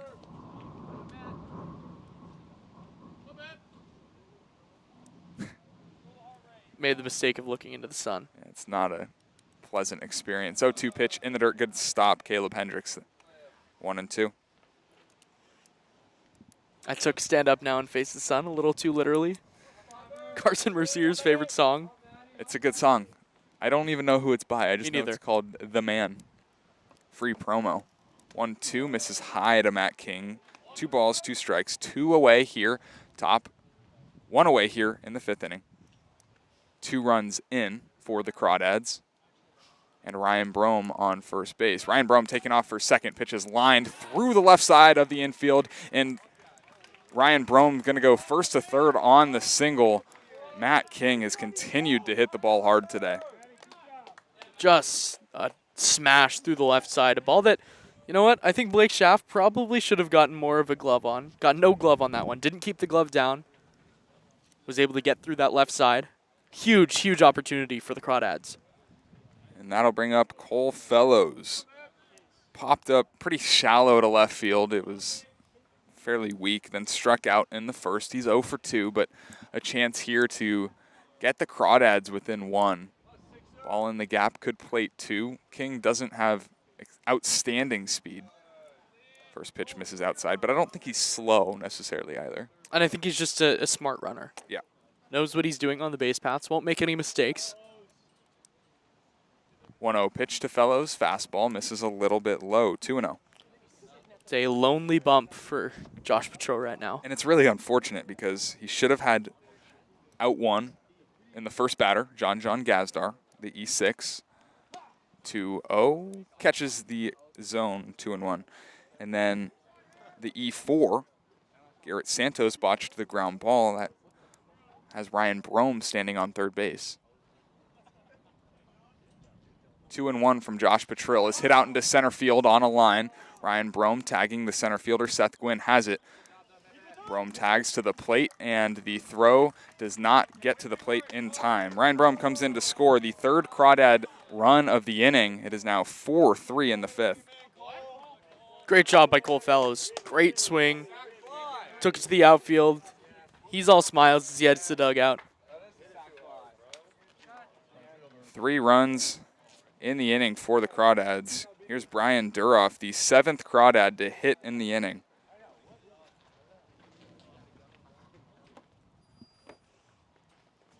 First pitch to him is popped up left side. Kenny DeSalle coming in left center field. He reaches up and makes the catch for out number 3. 2 hits, 2 errors, 3 runs for the Crawdads in the top of the 5th inning. We're going to the bottom of the 5th, 3-4.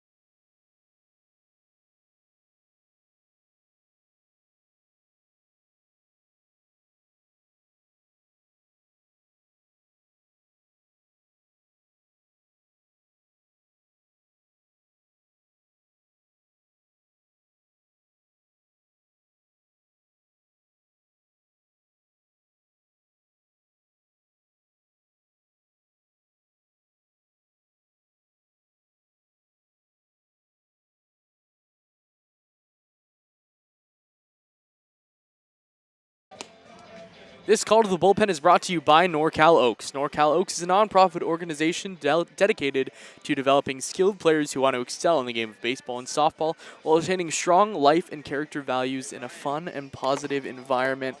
That's my 100%. You got it. That's my 100. You did it. Stand up now and face the sun.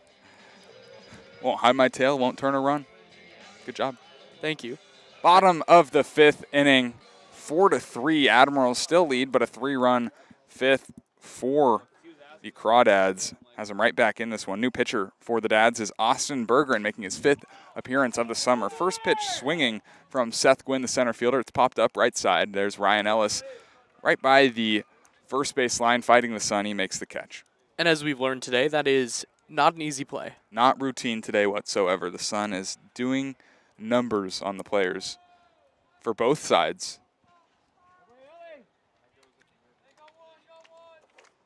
That'll bring up Kenny DeSalle, 1 for 2 with the single. Bergeron making his 5th appearance of the summer, 5.4 ERA. 10 innings, 10 hits, 11 strikeouts. This one is hit on the line into left field. Fellows racing in, and it skips up over his glove. DeSalle, hard turnaround first, but he'll pull it up there. A 1-out single for Kenny DeSalle. Surprise, surprise. He just, does he ever get out? No, I don't think he does. I don't think he knows how to. Especially not against the Crawdads. I mean, it's pretty ridiculous. Yeah. I think when we talk about Austin Bergeron, we have to talk about those last 2 outings. 5 combined innings, 9 strikeouts, just a walk, just 2 hits, only 1 run earned after struggling through his first couple outings. Yeah, we weren't sure what we were getting at first, but it's pretty clear that this is Austin Bergeron. He's arrived. First pitch to Reese Kent, the right fielder, is a little bit high, 1-0. Through his first 2 outings, a 9 ERA, just 2 strikeouts, 3 walks. 1-0 from Bergeron to Reese Kent. Hit on the ground left side, but foul, 1-1. The bullpen's doing something. Oh, they're doing a roll call from the bullpen. Wow. That's electric. I love this team. They're just a bunch of, I mean, yeah, they're a bunch of kids. They're a bunch of baseball. kids. 1 ball, 1 strike.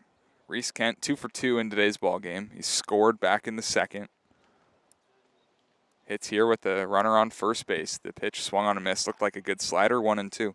Looked like a good slider. It was a good slider. Was a good slider. It's been his best pitch this season. The out pitch, the strikeout pitch. Starting to rack him up. 8 strikeouts in 4 innings is a lot, reminiscent of the Jack Ben Shoshon appearance from last season. 11 Ks out of the bullpen. Bergeron comes set, 1-2 pitch, another slider. This one, Reese Kent not biting. 2 balls, 2 strikes. I have no idea how you take that pitch. Got to be sitting on it. I think that's the only way that is taken. 2-2 from Bergeron. Fastball, broken bat, pop up left side. It'll drop in front of King. He fields it, throws to first in time. However, Kenny DeSalle does get to second base on the 5-3 putout. Rest in peace to the bat. Gone forever. Does not feel good either. No. That was, I mean, that's 2 Completely full sawed pieces. off. Yeah. Completely sawed off. He swung. And when he made contact, he still was holding the handle, but the barrel was pretty much met Austin Bergeron at the mound. Here's Jack Grant. He'll watch a slider. Called a strike, 0-1. Looked like the home plate umpire was about to psych us out. He held it and he was like, "Do you want it to be called or not?" It's a Then little all over the place. But it's been a good zone, I think. It's hard to tell. We can't judge that. 0-1 slider. This one misses inside. Backed up on Bergeron, 1-1. Say we haven't heard any complaining. That is correct. And it'd be easy to hear the complaint. Very easy to hear. Ball, a strike, 2 away, bottom of the 5th inning. Fastball from Bergeron, hit on the ground right side. Ellis to his left, throws to first and in time. A single for the Admirals in the 5th. They cannot convert with the runner in scoring position. We're going to the top of the 6th. It's the Admirals 4, it's the Crawdads 3.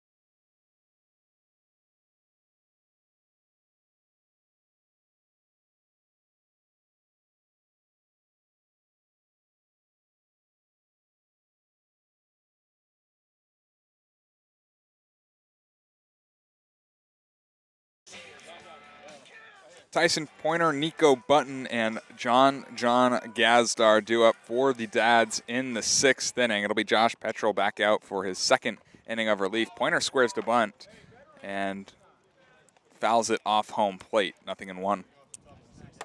We've seen that very often. Much more often than I would have expected. I did not. If you had told me 0-1 pitch. Hit in the air, right side, and comes Reese Kent. He reaches down and makes the catch, the first out here in the 6th. Good swing by Pointer, taking it the other way. I love that at bat. But back to my point. If you had told me before the season that Tyson Pointer would at any point in the summer lead the team in bunts attempted, I would have laughed. I would have thought you were crazy. I wouldn't have come. I would have just, not shown up. Yeah.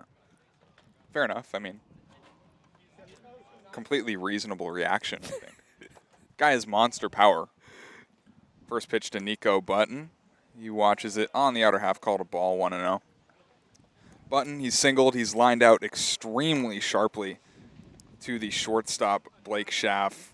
Swinging a hot bat right now. He fouls the 1-0 back behind home plate, 1-1. Just putting the ball in play. And you hear it from a young age, ball in play, make things happen. He's taking that advice. He's been really, really exciting to watch, especially because he struggled through the first part of the season. In that struggle, though, he was getting on at a 460 clip. That was his on-base percentage, 1-1 to him. Looked like an off-speed. It misses in the dirt, 2 balls and a strike. He's finding ways to get on base all season, and now he's really starting to hit pitches hard that he was just fouling off earlier. 2-1. Speaking of foul balls, this one fouled back into the net. Yeah, our broadcaster jinx is strong today. There's been days where it's pretty much the opposite. Right. Yeah, the anti-jinx, and then today, not so much. 2-2 from Josh Petrel, fastball way up and out, 3 balls, 2 strikes.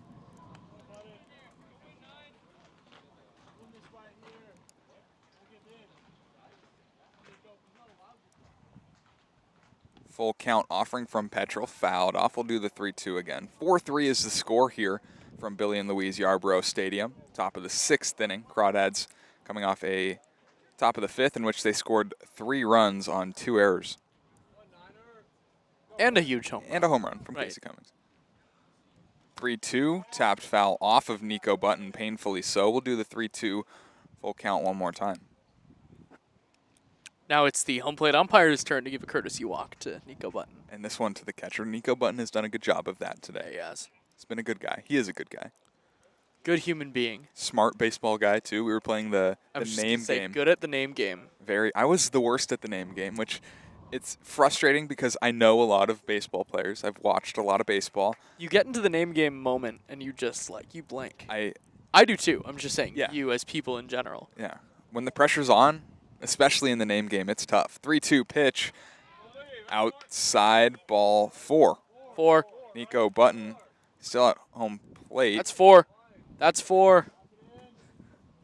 That's ball 4. That's 4. That's 4. That's 4. We have video if we need anything. Nico Button says it's 3. I guess now it's 3-2. It was 4. It was. We both had 3 and 2. Yeah. Scoreboard had 3 and 2. Yeah, that was ball 4. Everyone but the umpire and Nico Button. 3-2 pitch. This one, ball 4. The ball don't lie. Nico Button is on with a 1-out walk. Funny how that works, isn't it? Ball don't lie. It doesn't. Never does. Never will. Never has. Never will. He'll take an extra pitch. Love working that off a pitcher. Petrel, the pitch count for him. Up to 27. Here's John Gazdar. Reached on an error, grounded into a double play. He'll watch a pitch in the dirt, 1-0. I like John in the 9 spot. I think it serves as a second leadoff to Ryan Ellis. If that makes sense. It's pretty much a direct comparison to what Cam Calvillo was doing. Runner goes. Pitch is a ball. The throw down to second base, not in time. Nico Button, the catcher, steals second base. My question for you is, who leads, without looking, who leads the CCL in stolen bases right now? Don't tell me it's Nico Button. Better. It's Joey Donnelly. It's Joey Donnelly. That is. He has 5. Sometimes you catch him off guard. 2-0. Called a strike, 2-1.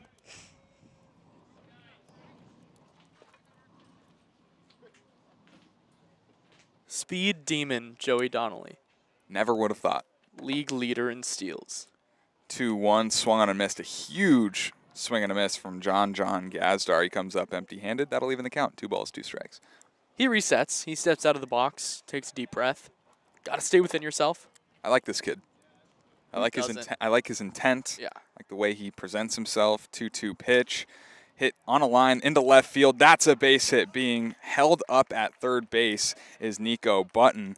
John Gazdar is on base for the second time today. It's his first hit of the afternoon. First hard hit ball of the John Gazdar era.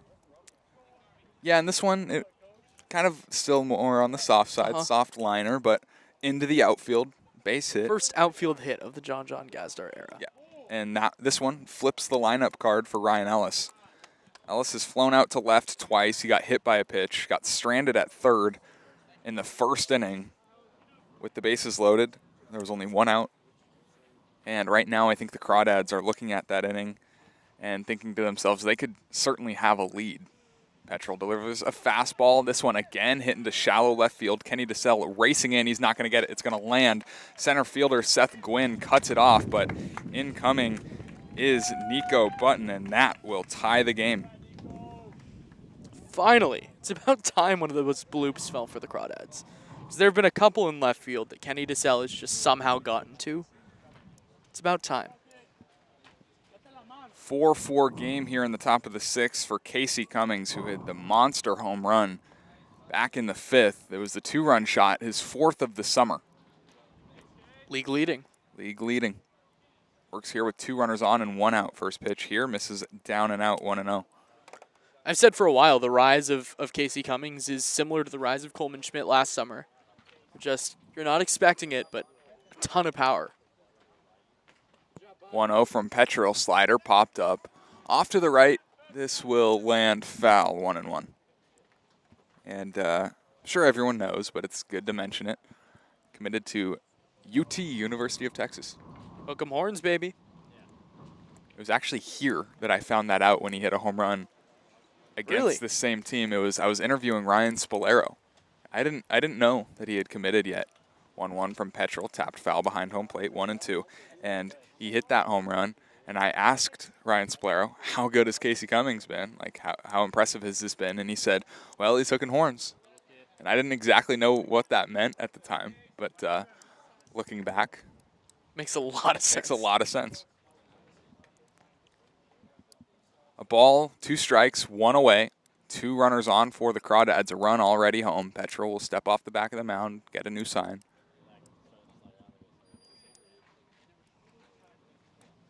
One-two pitch to Casey Cummings, misses up and out. The funny thing is, if you compare where Casey Cummings is now to the end of last season, where he needed an 8-for-13 stretch to go over the Mendoza line at the end of the year, like, this is a completely different, completely confident player. It's been fantastic to watch. 2 balls, 2 strikes, fouled back. We'll do the 2-2 again. I mean, the monster year at Chabot had to have helped. And it couldn't have happened to a better human being. Agreed. It's another one of these Crawdad players that's a good guy. There's just so many good 33 guys. of them, and it's a 33-man roster. 2 balls, 2 strikes. The pitch. Inside, 3 balls, 2 strikes. Great take. Looked like a changeup there from Petrel. Went righty-righty, tried to knock it on the inner edge at the knees. Couldn't get the call. Gazdar on second, Ellis on first. 1 away here in the top of the 6th. 3-2 pitch to Casey Cummings, swung on and missed. First strikeout of the day for Josh Petrel. It's the 2nd out here in the 6th. Good at bat from Casey. Fought hard. Saw some really nice pitches down in the zone that he took. That is the first strikeout from Crawdad hitters since Tyson Pointer back in the 2nd inning. That'll bring up Ryan Brome. Favorable matchup here, and time is called. I think Caleb Hendricks may be thinking the same thing, or maybe thinking John Gazdar picked a sign. Josh Petrel, massive glove. Never noticed that until now. Do you see it, though? Pretty big. It's gigantic. Spreads all the way across his face when he's trying to talk to his catcher. encapsulates his face. It hides the ball well. Yeah. No one's going to be digging into his glove, seeing what he's about to throw. First pitch to Brome. It's swinging, lines it into right center field. That's a base hit. Being waved around third is Gazdar. He comes in. He will score without a throw. Ellis is into second base. Brian Brome delivers an RBI single. The Crawdads have the lead for the first time today. It's just a Ryan Brome at bat. Sees the first pitch, knocks it into right center, takes it where it's thrown on the inside. Crawdads take the lead. Ryan Brome, King Crawdad. I love Ryan Brome. Yeah.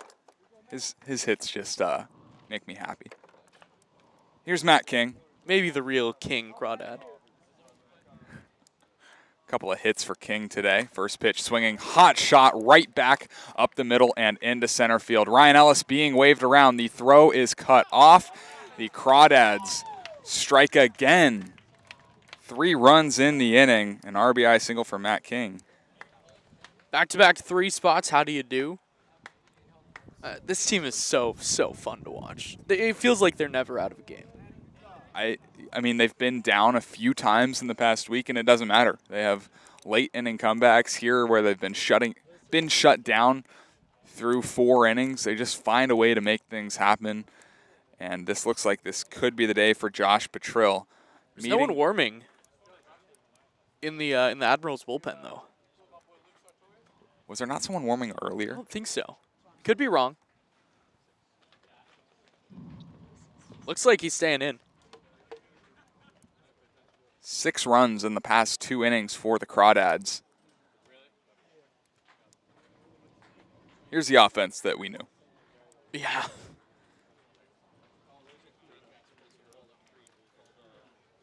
First and second, Ryan Brome is the runner on second. King, of course, on first for Cole Fellows, the 8th hitter to hit in this inning. Looking for his first hit. He's flown out to the outfield a couple times, also struck out. Good matchup for him here. First pitch to Fellows, fastball at the knees, called a ball, 1-0. Currently watching John Gazdar and Sean Fitzpatrick talk in the dugout. I think having the 2 of them together is scary. It's a lot of energy. 2 guys that love to talk. Not a bad combination by any means. 1-0. This is a little bit down and out. 2 balls, no strikes. Gazdar is just like the dark-haired version of Fitz. Yeah. And not from Texas. Right. It's the California version of Sean Fitzpatrick. 2-0. Little bit down. 3-0. Wow. John grew up in Walnut Creek. Yes, sir. Northgate High School legend. Chabot legend. Chabot legend, yeah. 3-0 to Fellows. He's swinging. He pops it up behind home plate. The catcher, Hendricks, giving way into the Admirals dugout. He lays it out and makes the catch. 3 runs, 4 hits for the Crawdads in the 6th. They take their first lead of the day. We're going to the bottom of the 6th. We'll see how the Admirals respond.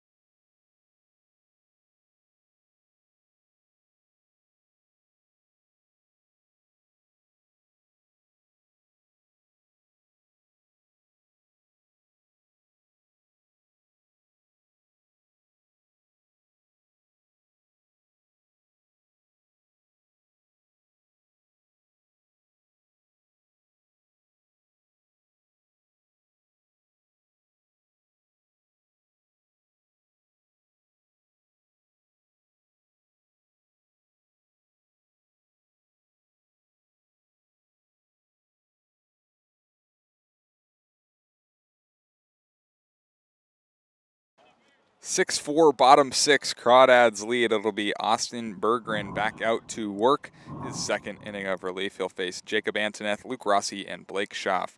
Scheduled to hit for the Admirals. Wilds swing and a miss at a pitch on the outer half. 0-1.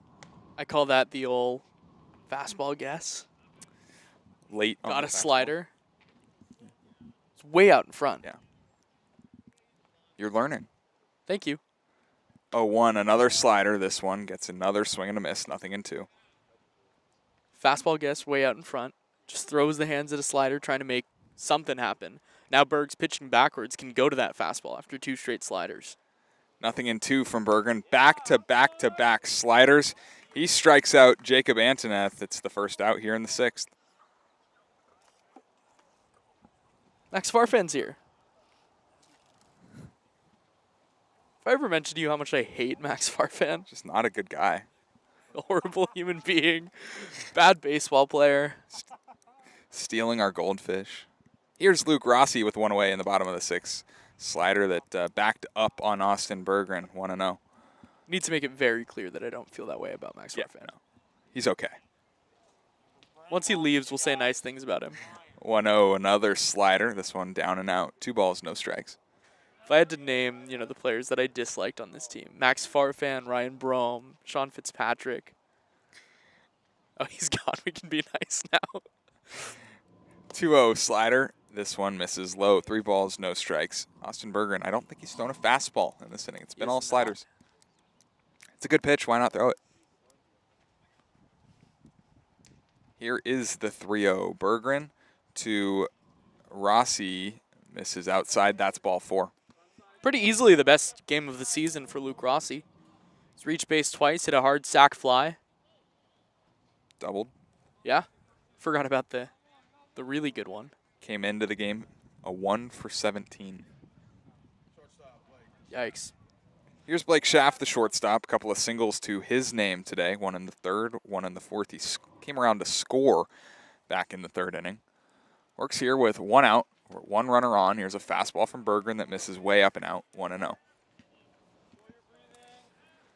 Fitzpatrick was the second arm used by the Crawdads today. He went 1 2/3. Gave up 4 hits, which was unlike Sean Fitzpatrick. A run and 2 strikeouts. 1-0. Fastball catches the corner for a called strike. 1-1. I gave him the goldfish. He wanted him. And he did the little circle thing below the waist. Oh, come on. I couldn't even see it. I couldn't see it because the table was in the way. Oh, he's moving the mic. 1-1. Up and out. 2 balls and a strike. The circle hand thing, I want to know, where in the world that game started. I have no idea. And it's so 2017 is the thing. Small leadoff first for Rossi. Berggren delivers in a pitch. This one muscled into left field, but it drops foul. 2-2. Oregon softball played it this season. Missy Lombardi, who is the head coach of the Ducks, when she's on the field, all business. And so that's kind of the persona that we all assumed was Missy's persona Right. off the field. She was the one that started it. Wow. I was not expecting that. But she would play it, I think, during games, too. You were the flagship for softball. We were. 2-2 from Berggren. Slider hit on the ground left side, past the dive of Matt King and into left field. 1 out single for Blake Schaff. Runners on 1st and 2nd for the Admirals. Big spot for Berg to try to get out of here with Caleb Hendricks, the 9-hitter up. Got to get this out. 1 away here in the bottom of the 6th inning. Still potential for the double play ball. 6-4 ball game. Crawdads back-to-back 3-run innings in the 5th and the 6th. That has the lead right where it is. Hendricks looking for his first hit, grounded into a 4-6 fielder's choice. He'll take a slider in there for a strike, 0-1. Also walked and scored. Another guy that's kind of struggled in this Admirals lineup. 2 for 12 coming into today. A 1 slider swung on and missed. That was a good one. They usually are good ones from Berggren. Typically.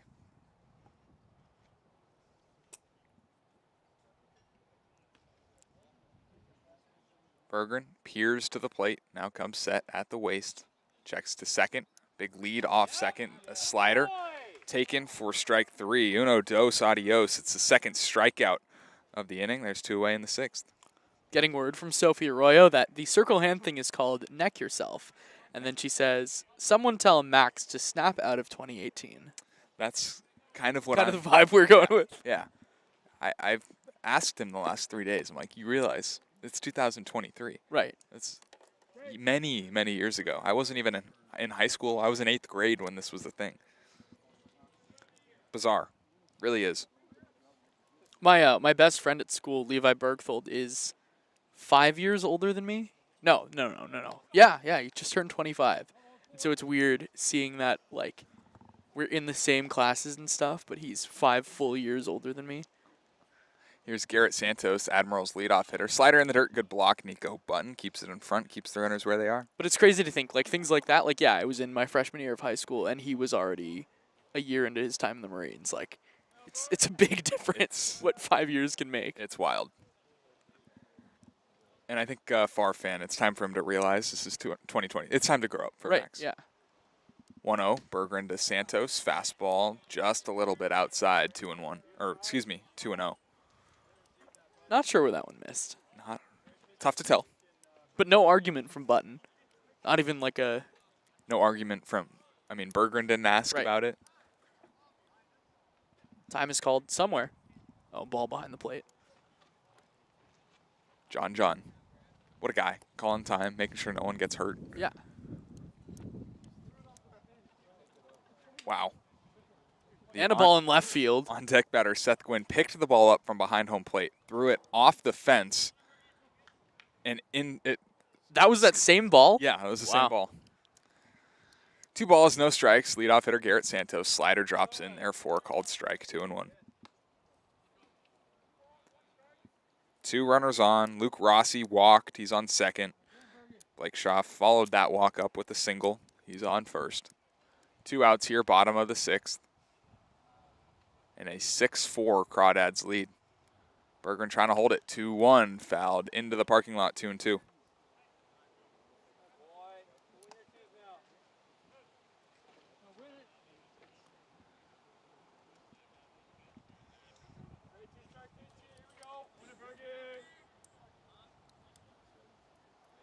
Deuce is wild in the 6th. 2 balls, 2 strikes, 2 outs, 2 runners on. Berggren comes set. Looks to the plate, delivers a slider in the dirt. 3 balls, 2 strikes. Big pitch for Berggren. Runners will be going. 2-run game, a ball to the gap. Brings in a pair. Casey Cummings in center field. Really, the entire outfield playing shallow. Infield fairly straight up. Ellis in shallow right field. Maybe a step or 2 behind the dirt. 3 balls, 2 strikes, 2 outs. Runners will be on the move. The pitch from Berggren. Hit on the ground right side. Ellis has got it. He throws to first and in time. Nice job by Austin Berggren to work himself out of the jam. He strikes out a pair. We're going to the top of the 7th. It's the Crawdads 6, the Admirals 4 here on the Crawdads Broadcast Network.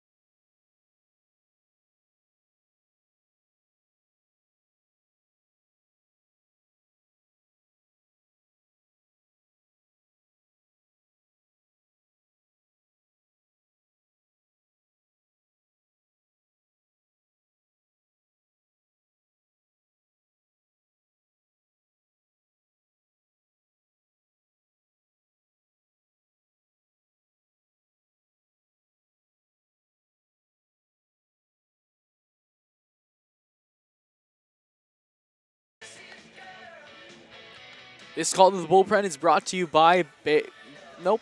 This call to the bullpen is brought to you by NorCal Oaks. NorCal Oaks is a non-profit organization dedicated to developing skilled players who want to excel at the game of baseball and softball while attaining strong life and character values in a fun and positive environment. The new pitcher is Eric Diaz Jr. Eric Diaz Jr., the righty, has made 4 appearances on the season, 1 against the Crawdads. He went 2 innings, picking up the win on June 6th. Gave up 1 run, 3 hits, 4 strikeouts. Strikeout numbers are high, 13 innings, 16 strikeouts. First pitch to Brian Duroff, misses in the dirt, 1-0. 4.84 ERA, only 1 start. He is 2-0. It's been pretty good. The whip is a little high, 7 walks, 15 hits allowed, 1-0. A little bit low again, 2 balls, no strikes. Final line on Josh Petrill. He went 2-0. Slider gets away from the catcher, is called a ball, 3-0. My bad. Hey, it's okay. 2 innings, 6 hits, 6 runs, 4 earned, a walk, a strikeout. Was not great. Not helped by his defense whatsoever. 3-0 to Duroff. Fastball misses up and in. A 4-pitch walk to begin the 7th for the Crawdads. Good start to the inning. Shall we take a look around the CCL? I was just about to say, Austin, I'm missing something in my life. Well, I think it's a look around the CCL. This look around the CCL is brought to you by American Stage Tours. American Stage Tours, small enough to care and large enough to compete. After Tyson Pointer in for the Crawdads, 0 for 2. Strikeout, squares to bunt here, pulls back, takes ball 1. a lot of non-league games going on. Humboldt and slow at Sinsheimer, 5-0. Humboldt trails after 8. West Coast Kings and Lincoln Potters play later tonight. Santa Barbara leads Inland Valley, the Pirates, 1-0, bottom of the 1st. Healdsburg over the West Coast Kings, 1-0. Healdsburg 18-0 to start the season. Wow. MP Legends Sonoma Stompers in Sonoma. That game all tied. Conejo Oaks, Arroyo Seco Saints, 2-0 Oaks, bottom of the 1st. 1-0 to Tyson Pointer. Big swing, but he fouls it behind home plate, 1-1. And one last game, the OC Riptide and Academy Barons all tied up after 1 at the MLB Urban Youth Academy. A lot going on. I like days like this. Lots of baseball, lots of fun. Dad always used to say that. Throw over to first. It's pretty close, but Duroff is back standing. It's a great day for baseball. Let's play 12, 13 games going on, something like that. Can't forget Major League Baseball. A lot of games going on there as well. 1-1 in the dirt, 2 balls and a strike. I am very excited to play Healdsburg next week. I'm really looking forward to it, and I think what's most exciting is we're going to have our 1-2-3 on the mound. Throw over again. This one pretty close, but Duroff is back standing. We're getting Spolero. Other way. Flora. Spolero. And then I believe Mickey Thompson. 2-1 up by the face of Tyson Pointer. Had him bouncing out of the way, 3 balls and a strike. And I think it'll be fun to see the top 2 teams in the North play each other. We'll get to most likely see Nick Proctor sometime in that series. Probably some Ryan Resus as well. 3-1. Diaz to Pointer, popped up behind home plate. It's working its way back into fair ground. The catcher. Wow. So much spin on that ball. Yeah, Caleb Hendricks overran it, kind of going towards the dugout. And the ball was working its way back towards the dirt of home plate. And Hendricks overran it. Pointer's going to get another chance here. Got to take advantage. Crawdads have done a good job taking advantage of the miscues from the Admirals. 2 errors back in the 5th inning. Allowed for 3 runs to score. Throw over to first base. This time in a dive goes Duroff. Pretty close, but he's back safely.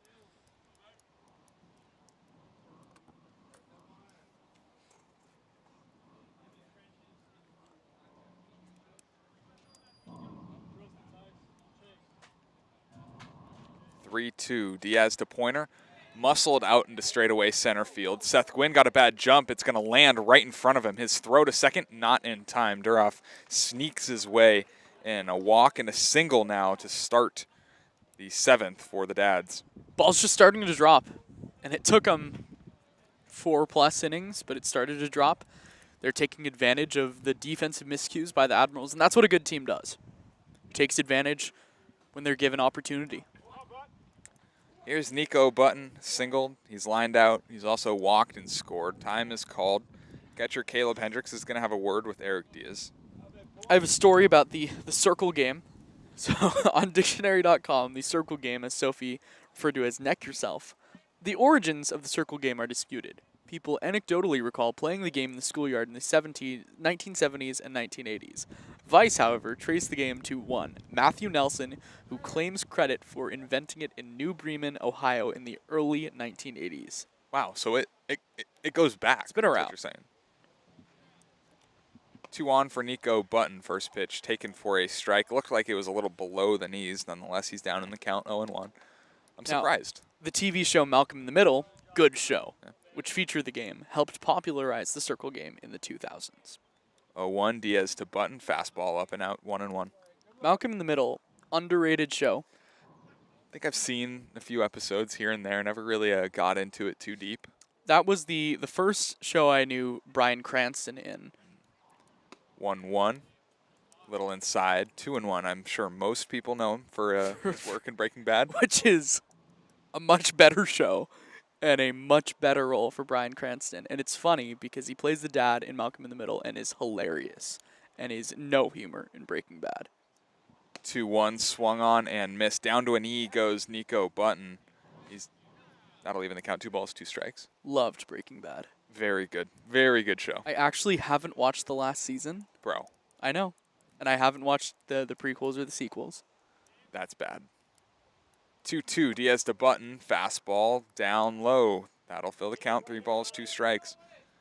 Felt like it could have ended after 4 seasons. Like it was a solid ending. It gets hard to watch. But I've heard season 5 is really good. It's very good. It's hard to watch though. Full count pitch. Nico Button swings right through a fastball. Eric Diaz strikes out Nico Button. It's the first out here in the 7th. Guy that does not strike out a lot, worked a good at bat, but just a tough fastball from Diaz. Good fastball. Hard fastball. Good spot as well. 6th strikeout from Admirals pitching in this ball game.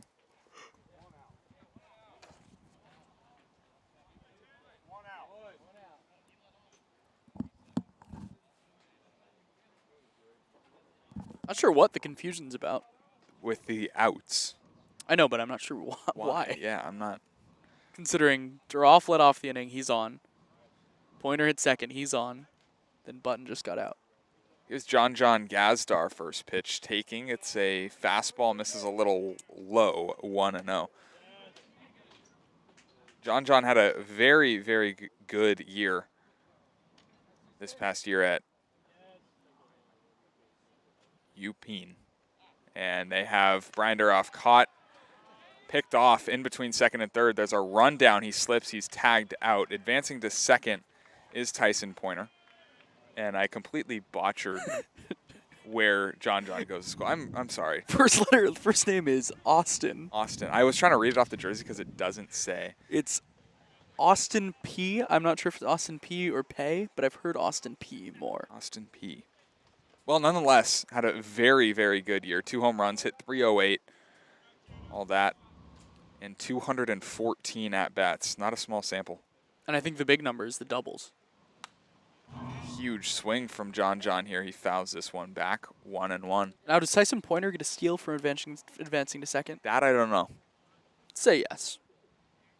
I would think so. Yeah, it would make sense. A governor. Austin P. The Governors. Governors. Interesting. Uh-huh. 1-1, starting to stop from Tyson Pointer off second, but he goes back. The pitch is low, 2 balls into strike.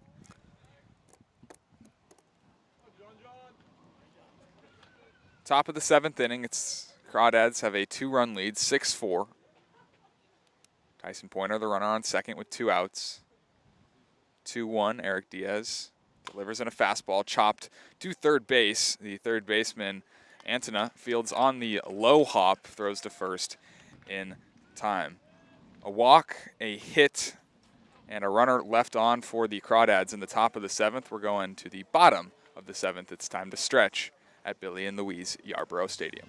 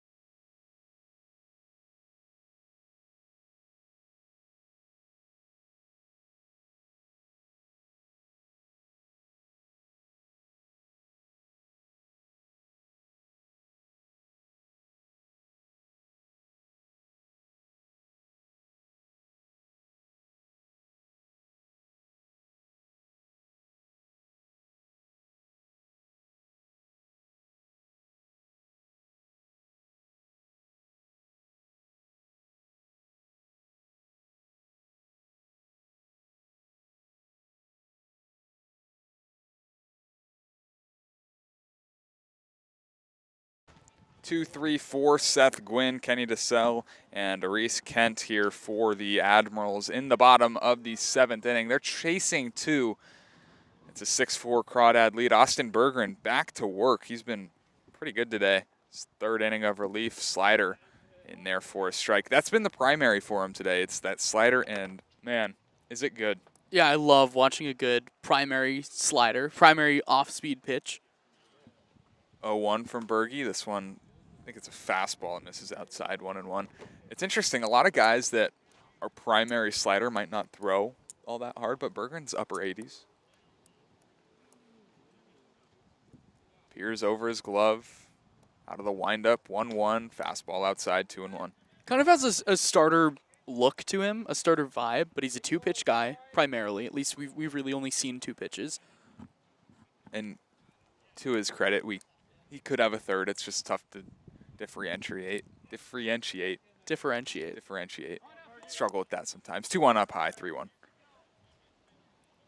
Words are really difficult. And we're not going into a profession that's like easy on people who struggle with words. No. Maybe I should just keep it simple.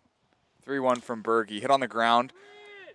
Gazdar Fields throws from just behind the second base bag in time. 6-3 put out to begin the 7th. The rep on John Gazdar is dude can pick it. Like that's he plays good defense. Everyone no, word for word. Dude can pick it. I've heard 3 or 4 different people say dude can pick it as the first thing that they say about him. It's not a bad trait. Dude can pick it. Not a bad trait. He has great hands out there. Here's Kenny DeSell, 2 for 3, continuing his reign of terror against Crawdad's pitching. First pitch from Bergeron, fastball skips in, 1-0. So I went up to John at the start of the day yesterday. Well, he went to us at the start of the day yesterday. Definitely. He's very approachable. But I said, I heard you can pick it. And he said, man, sometimes I just throw the glove out, and it works. 1-0 slider called a strike. Kenny DeSell did not like it. Had a word with the home plate umpire, had a laugh. He'll have to accept the fact it's called a strike, 1-1. Kenny DeSell does not look like a college player. 1-1 from Bergeron. Slider at the knees, called a strike, 1-2. A lot of the guys on this team don't. Kenny DeSell has looked for 3 years like he is like 25 or 26. Yeah, the beard doesn't help his young case. Not sure his actual age. 1-2 fouled back into the net. And I think he's old for his eligibility as well. Like, I think he might be a year older. Okay. I know he's going into his senior year. But if I'm not mistaken, he also had a year in college where he wasn't playing. 1-2 from Bergeron, fastball way outside. 2 balls, 2 strikes. There's been a few guys like that in the CCL. Mm-hmm. Xavi Aparaguirre, one of them. He's old. 2-2, 1-out pitches. Somehow tapped foul behind home plate. Wild one-handed swing from Kenny DeSalle. He caught a piece and stays alive. If I'm not mistaken, DeSalle was committed to Santa Clara out of high school, and then didn't play his freshman year at Santa Clara. Went to Delta with Nate Nordell and some other crawdads. 2-2 from Berggren. Slider swung on and missed. Third strikeout of the day for Austin Berggren. That's the second out here in the 7th. He's really good. If a crawdad can get Kenny DeSalle to strike out, they're doing something right. They're doing something very right. It's the first time he has struck out this season against the Crawdads. Yeah. It's only the 6th time he's been recorded out against the Crawdads. Slider here to Reese Kent, and therefore a strike, 0-1. Late call, but got the call. And I was going to say, if that one wasn't a strike, I don't know what is. Sometimes it's so obvious that the umpire just takes his time. 0-1 fastball, big rip from Reese Kent, but he fouls it back, 0-2.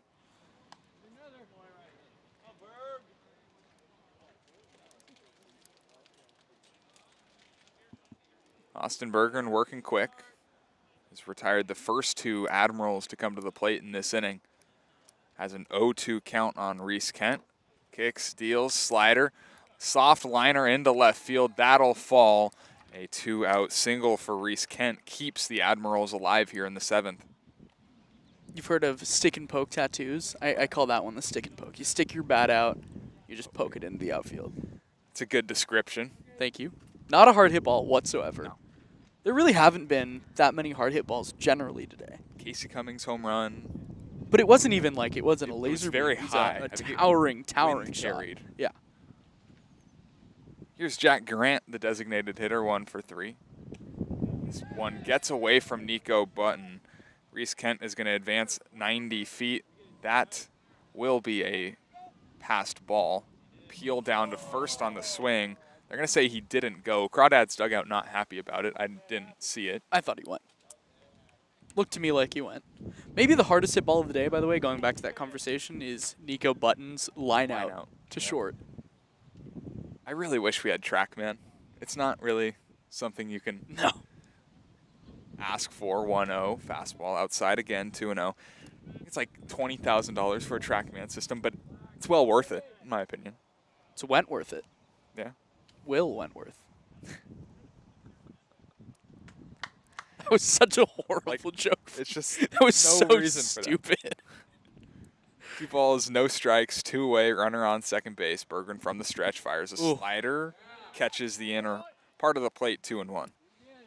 It's pretty when it turns a guy around when they're worried about being hit, and then it just frisbees into the strike zone. Yeah, the front door starts at the front left hip of a hitter, right-handed hitter, and is right down the middle. It's a tough pitch to hit. 2-1 from Bergie, another slider. This one swung on a miss. That'll even the count, 2 balls, 2 strikes. So do we call him Bergie or Burgers? Because he's throwing the sliders. Burgers. Yeah. Burgers. I think that's a good one. I do too. That's not bad. I'll give you credit. Thank you. I had to make up for whatever the Wentworth comment was. 2 balls, 2 strikes, 2 outs. Berggren set, delivers, fastball, gets away from Nico Button again. And again, Reese Kent is going to advance 90 feet to third base. Weird defensive inning from Button. Weird defensive at bat from Button. Kind of bizarre. It's 2 passed balls here. Because I think he's really grown in the last couple weeks defensively. Agreed. What he just can't do right now is let this get to him. Let this set him back at all.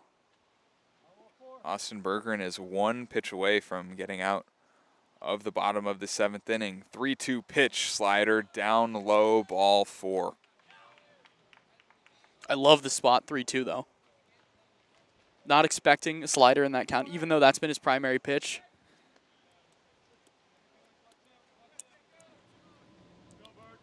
So from 1-2 to 3-2, then a walk for Jack Grant. That'll bring up the third baseman, Jacob Antonet.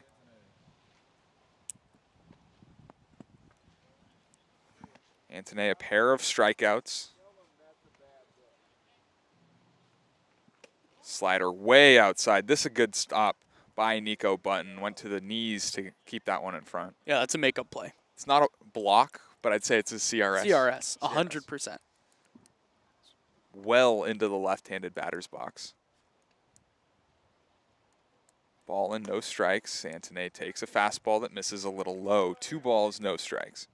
I think the last thing you want to do in this count here is throw a ball. There's some throwing in the Crawdads bullpen. Can't quite see who it is. It's a righty. That's what I can tell you. 2-0. High leg kick from Berggren. The fastball misses low. 4 straight balls here from Austin Berggren. 2 righties on the hot list are Dylan McShane and Cade Cushing. Can't see who that I is. think it's Cade Cushing. I think McShane is a little taller. I was just going to say, when you don't see 6'9", it's probably Cade Cushing. And it's not that Cade Cushing is small. No. Brant Cummings is going to have a word with the right-hander from Nebraska, Austin Berggren. It's Tyler Blair getting loose right now. Tyler Blair, not on the Also on the hot list. I just missed Was he? it. Yeah. Okay, He was before Fitzy on the hot list, which is why I missed it. gotcha. The hot list sounds kind of like something the Mean Girls would write in middle school. Yeah, It's yeah, not. it's not.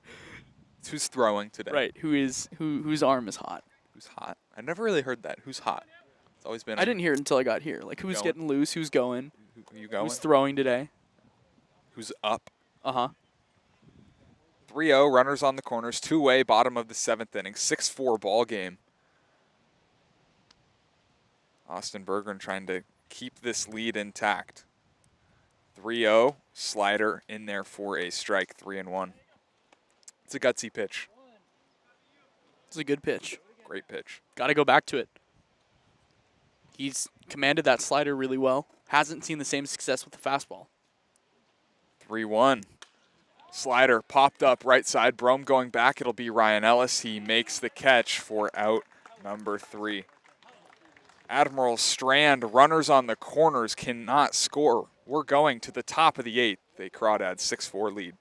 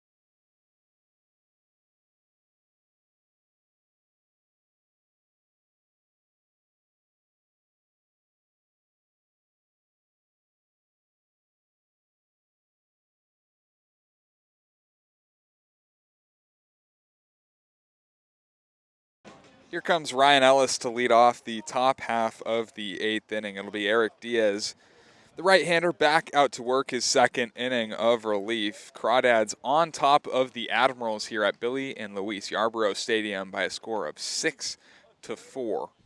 First pitch of the inning. Eric Diaz fouled back by Ryan Ellis, 0-1. A lot of intent behind that swing. My bad. My bad. Thanks. Yeah. I think it was my bad. It was mine. It's pretty clear to see why Eric Diaz is so successful with the strikeout. Hard thrower. 0-1 pitch, long windup, fastball runs inside and hits Ryan Ellis. This one Ouch. on the front foot, and he is in a lot of pain. It actually looked like it got the back foot to me. Looked like he kicked the front foot up, and it nicked the back foot. Nevertheless, he'll take first base. And nevertheless, it hurt. I think that's a fair assumption to make. Thank you, Dr. Obvious. It's the second time today in which he's been hit by a pitch. That doesn't feel good. Captain Obvious. Just gotta, Dr. Obvious. for those that are listening in, they might not have been able to tell if it was painful or not. Right. Got to paint the picture. Thank you. We'll bring up Casey Cummings. Should I call you like Artist Obvious then, since you're painting the picture? I like that. Artist obvious. First pitch to Casey, fastball. Catches the outer half in there for a strike, 0-1. Would love to see how hard Eric Diaz is throwing, because it looks like it's a pretty Upper 80s. heavy fastball. Upper 80s. Ellis takes off, had a huge jump. This pitch got back to the backstop. Ellis took a round around second base, but will hold up there. Still gets the steal, yeah? Yeah, gets the steal. I mean, the jump was incredible. Yeah. Had it before Eric Diaz had even broke to the plate.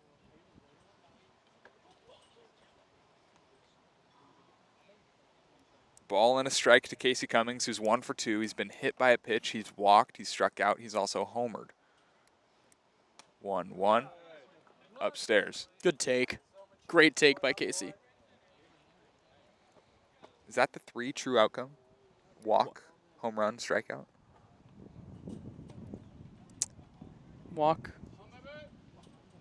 Home run, strikeout. Yeah. 2-1, swing Yeah. and miss, 2-2. Yeah. And really the 4 if you count the hit by pitch. Yeah. Yeah. Quite Good an one. eventful day for Casey Cummings. Yeah. Yeah. Yeah. 2 balls, 2 strikes. Eric Diaz will look to second. 2-2 slider is popped up behind home plate, working its way back into fair territory, and it's off the glove of the catcher Caleb Hendricks. It's not the first time that's happened today, and it gives Casey Cummings a second life. The 2-1 pitch might have been the first off-speed pitch we've seen Diaz throw in the last at least inning. Fastballs are effective. Got Uh-huh. A lot of weak contact. Came in the 7th. Walked 1, gave up a hit, struck out 1. Worked himself out of a mini jam. And another jam here in the top of the 8th inning. 6-4 the score. Crawdads lead. 2 looks back to second base. They'll throw back to second base. Ryan Ellis was thinking about stealing, had a big jump, but gets back to second safely. It's got a little chilly. I need my sweatshirt. I feel good right now. In fact, I'm going to put the backpack that's shading my computer down under the table. I think it's time. Gutsy. Yeah. 2-2 to Casey Cummings. Fastball runs inside. Nearly got him. Count goes to 3-2. Wanted the call, though. Looked like it was a little more over the plate, but definitely just a little high. Threw the hands up in the air. Good sell job. 3 balls, 2 strikes, nobody out, top of the 8th. Pitch from Diaz fouled back. We'll do the 3-2 again. A lot of long at-bats. That was the 7th pitch of this one. We'll have the 8th coming up, but Matt King had the 14-pitch at-bat against Will Wentworth back in the 1st inning, and there have been numerous more since.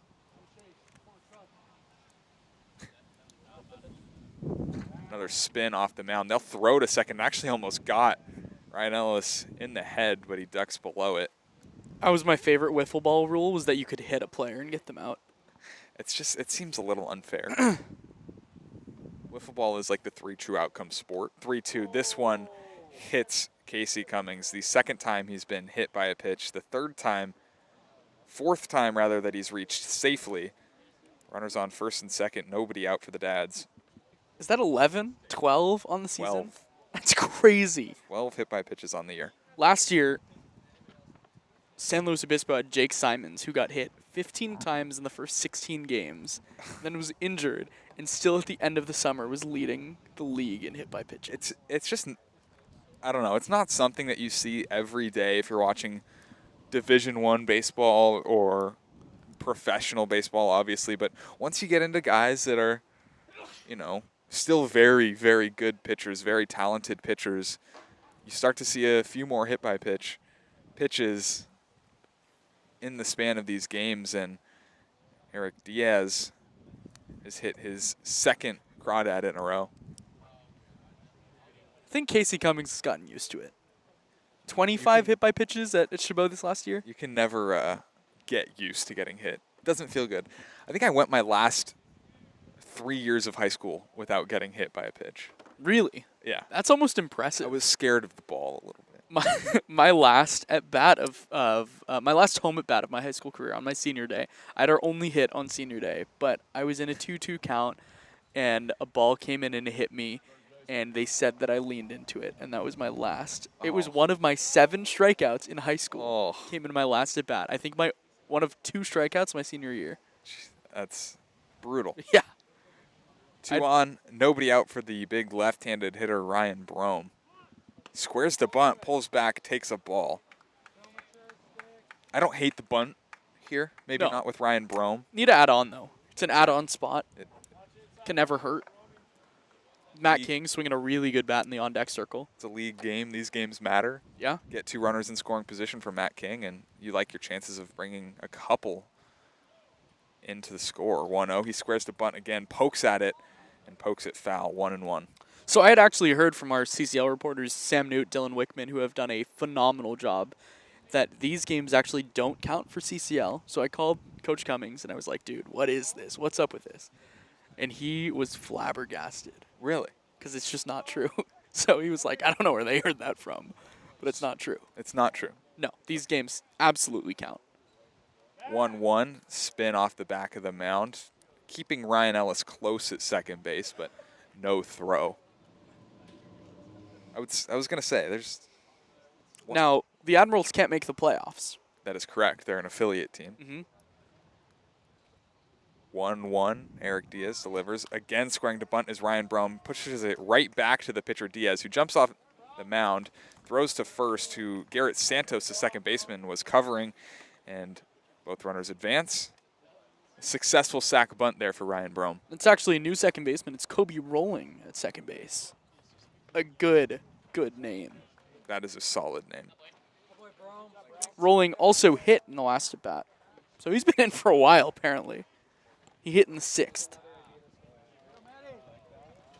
Here's Matt King, who's having a fantastic day at the plate. 3 for 4, 3 singles. He'll watch a fastball that somehow catches his own, called a strike. Looked like it was below the knees. I digress. I'm not going to argue about the strike zone. King has hit the ball hard in each of his 4 at-bats to this point. 0-1, fouls it off the catcher, 0-2, and the catcher, Caleb Hendricks, is in a lot of pain. Ouch. I think I might know where that one got him, and I can tell you from experience, not a pleasurable feeling. Yeah, that one hurts. Man, I feel bad for him. Should we take a look around the CCL? Let's take a look around the CCL. I think that's a good idea. This look around the CCL is brought to you by American Stage Tours. American Stage Tours, small enough to care and large enough to compete. A lot of non-league games going on. Let's start right there. Slow has wrapped up a victory against the Humboldt Crabs, 5-0. A great performance. I'll even give you some stats for that game. Ooh. I know. Deep dive into the CCL. Deep dive into the CCL. 5-0 Slow was victorious in that game. Baum, the starter, 4 innings, a hit, 6 strikeouts. That one for Slow. They won 5-0. In other non-league action, the Lincoln Potters and West Coast Kings knotted at 0. Santa Barbara Foresters up 2-0 against the Inland Valley Pirates. That one at Pershing Park. I thought it was Pershing until yesterday, but it's Pershing Park. They lead 2-0 as Kay Kmetko has gone 3 shutout innings for Santa Barbara. Santa Barbara, the hometown team. The hometown team for you. Stir it up. Healdsburg and the West Coast Kings are all, or no, not knotted. Healdsburg leads 4-0 in the 4th. Let's talk a little bit about that one as Noah Milliken has gone 3 2/3 shutout innings. Robbie Hamchuk, Will Hodo, Hunter Doro all have hits. Joey Kramer has a pair. Caleb Hendricks has given the okay. He's good to go. Infield will be in for the Admirals. Top of the 8th, 1 away, 0-2 to Matt King. High and tight, 1-2. Went with the off speed here. There. Wasn't a pitch we've seen often. but a little bit of a surprise element. Matt King looking to deliver in the clutch. Ball, 2 strikes, 1 away, top of the 8th. 1-2 pitch, taken below the zone, and appeal down to the second base umpire. He's going to say Matt King went around. It's the second out here in the 8th inning. And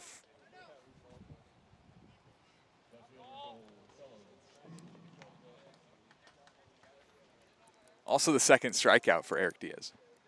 He's got that strikeout stuff working. Big spot.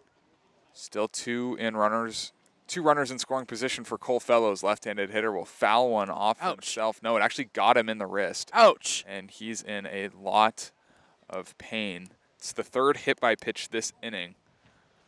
And this one will load the bases. Ouch. Yeah, that one doesn't feel good. I think that would be my least favorite place to get hit. Yeah, it doesn't look there's one place that I would not not want to get hit, but I think of places that it makes sense to be hit by a pitch, that would be my least favorite one. Yeah, and I mean, just judging by, Fellows walking down the first base line stopped about 4 times to bend down and grab his wrist. Right. Props to him for staying in this game. I'm surprised he's still in the game. That's not a good feeling. He's going to put the oven mitt glove on his left hand, the hand in which I believe was hit. Yep. It's kind of tough to tell. Here's Brian Duroff, bases loaded, 2 outs, top of the 8th. First pitch slider misses high, 1-0. Crawdads would take a walk here. Push one across any way you can. Don't think they're going to complain with a run in this situation. 2-run lead here, 6-4. Admirals have not scored since the 4th inning. This one hit on the ground left side. The third baseman, Antona, throws to first. Long throw across the diamond is in time. So 3 hit-by pitches load the bases for the Crawdads, but Eric Diaz is able to work himself out of it. We're going to the bottom of the 8th inning. 6-4, Crawdads lead.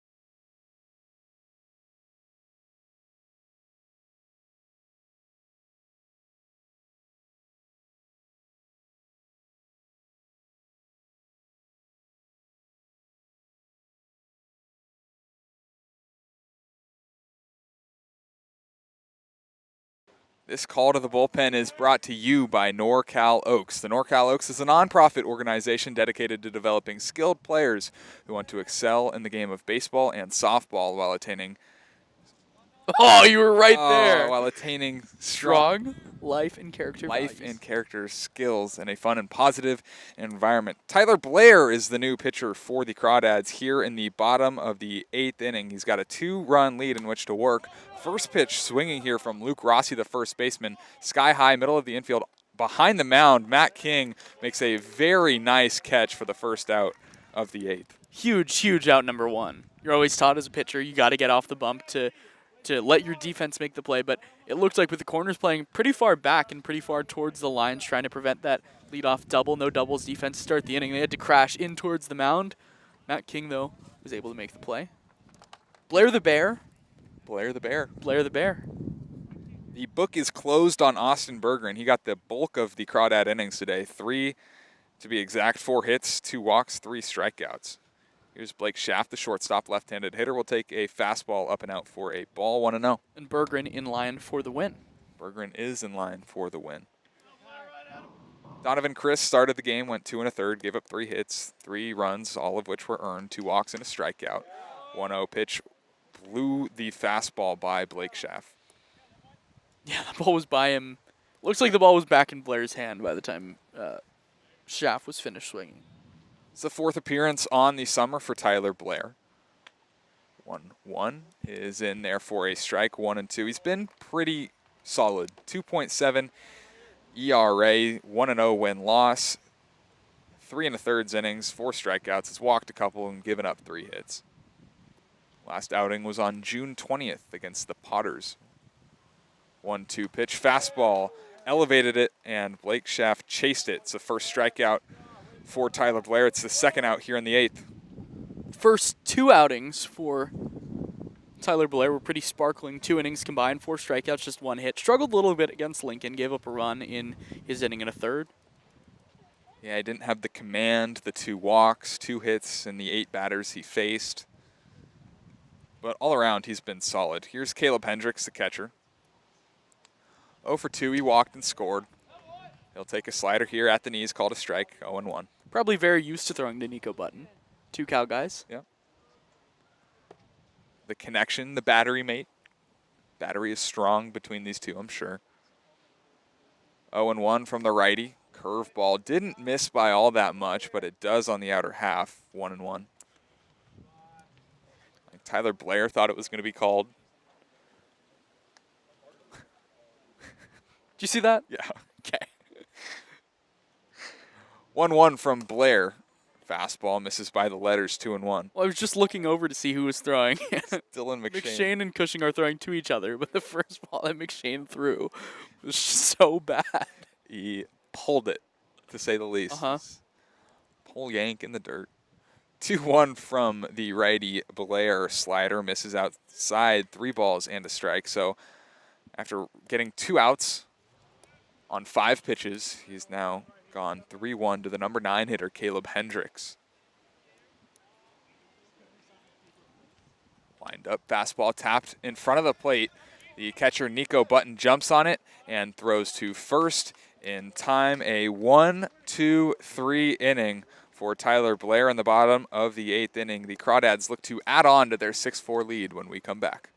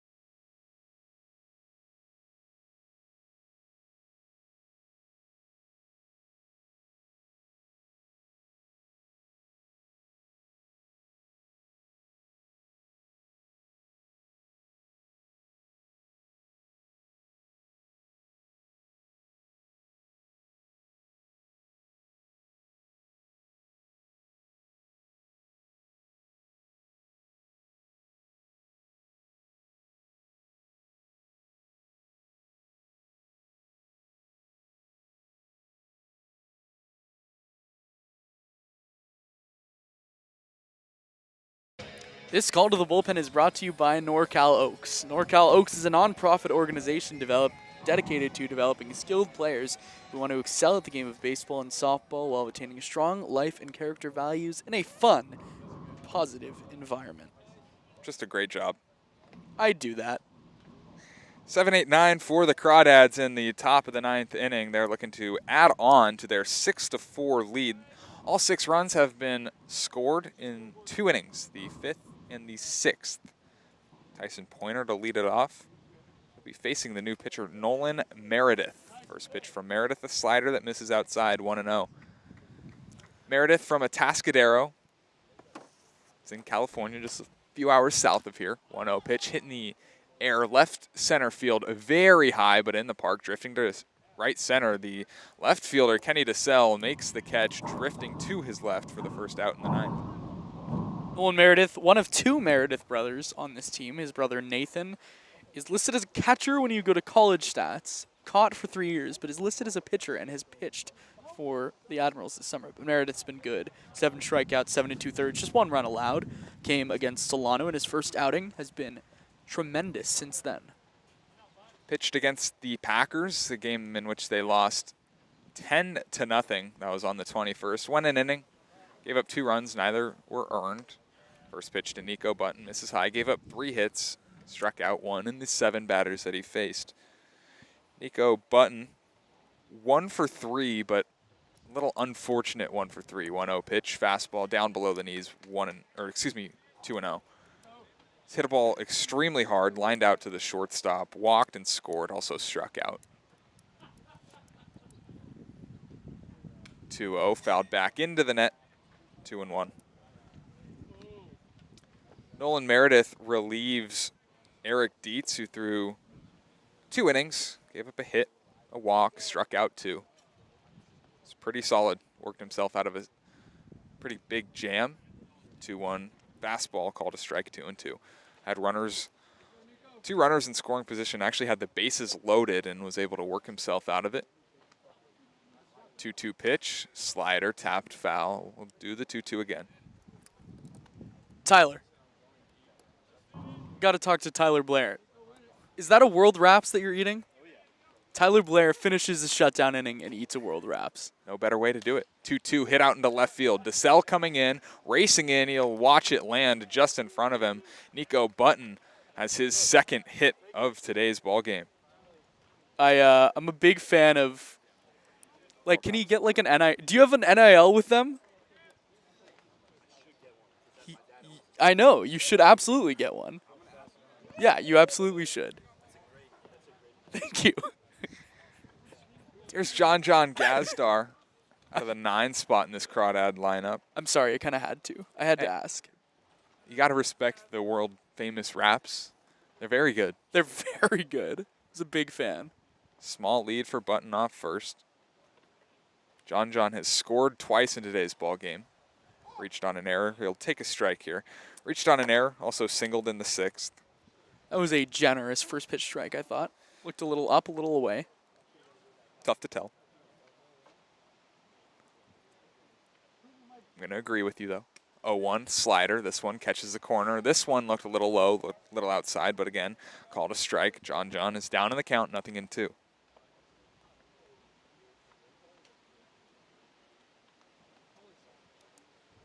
Meredith set. Long hold now, delivers to the plate. Change up in the dirt. Blocked by Hendricks. Hendricks has done a good job with the catch and throw part of the game. The pop-up defense has been very tough for everyone, so I give him a pass today. It's pretty windy, too, adding onto the backspin, so I'm not going to really knock him there. It's been tough. 1-2, hit out into deep left center field. DeSalle racing back, now drifting to his left. He makes the catch about 15 feet in front of the warning track for the 2nd out here in the top of the 9th. Probably the hardest ball Gazdar's hit as a Crawdad. Gave it a ride to left center. The ball is not going to fly right now. The ball has been staying in the air a long time here. Here's the top of the order for the Crawdads, and Ryan Ellis has reached base in 3 of 5 trips to the plate. He's been hit twice. He singled and scored in the 6th. First pitch from Meredith, fouled back into the net, 0-1. He's just doing Ryan Ellis things again. He's getting on base. He's making things happen, wreaking havoc on the base paths.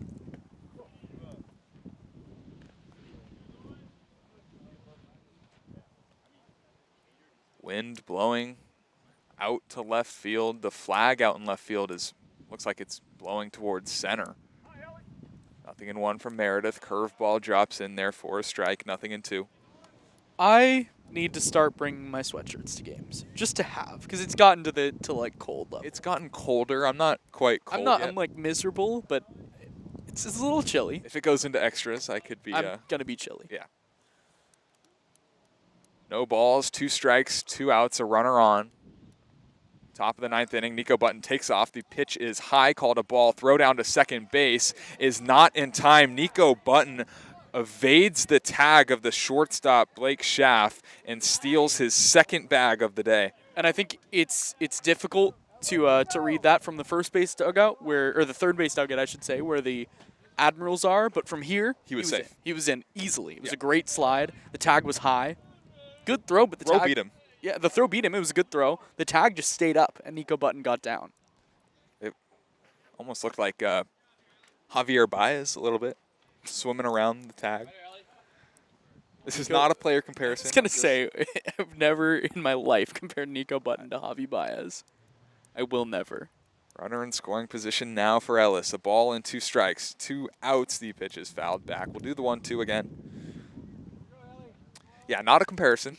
I'm just saying, that's something like what Javier Baez would do. Right, sure. What's up with the Crawdads catchers being speed demons? Good base runners. Catchers are the best base runners. They're just not fast. They just understand. They're smart. Yeah. Same reason they make the best managers. They know the game really well. 1-2. Meredith kick, steals, fastball low in the dirt. 2 balls, 2 strikes. And I'm saying that thinking about Joey Donnelly, who is no longer a catcher, who caught for the Crawdads last year. It was funny because he caught against Arroyo Seco in late June 25th, the Coleman Schmidt comeback. Then didn't catch until the playoffs, but did a great job in his one time in the squat in the playoffs. Deuce is wild. 2 balls, 2 strikes, 2 outs. The pitch from Meredith fouled off. We'll do it again. And by the way, coming up tomorrow on the 1-year anniversary of the greatest comeback I've ever seen. At least for the Crawdads. I think the greatest comeback you've ever seen is yeah. Oregon Oral Roberts. Yeah, that was such a fun baseball game. Never left a game and been like, man, that was the greatest I've ever seen, but that was the best baseball game I've ever been to. 2-2, one more time. Curveball lined into left field, a base hit. Being waved around third is Nico Button. Here comes the throw from Kenny DeSalle. It's up the line. Into scores Button. Going to second is Ellis, and Ryan Ellis delivers in the clutch. 7-4 Crawdads lead.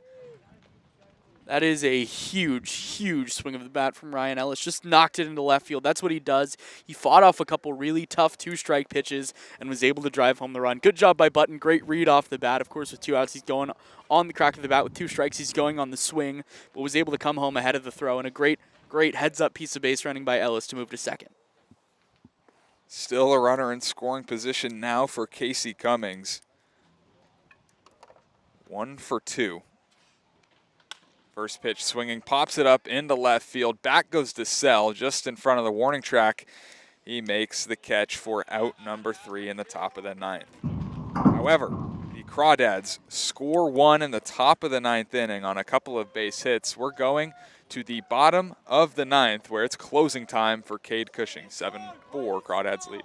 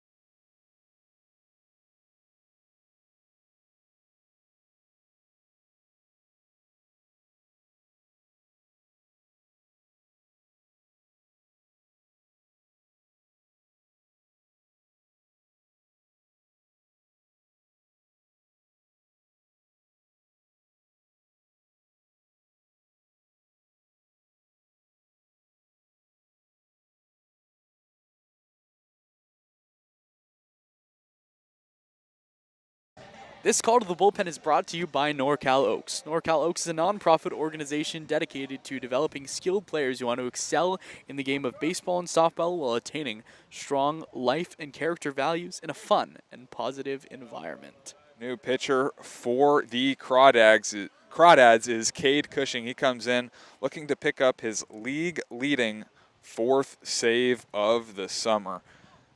He'll come in facing the top of this Admirals lineup. Kobe Rolling pinch hit in the 6th. He'll lead off the 9th. First pitch from Cade Cushing, fastball misses up and out. 1-0. Cushing on the season has been very good. 1-0.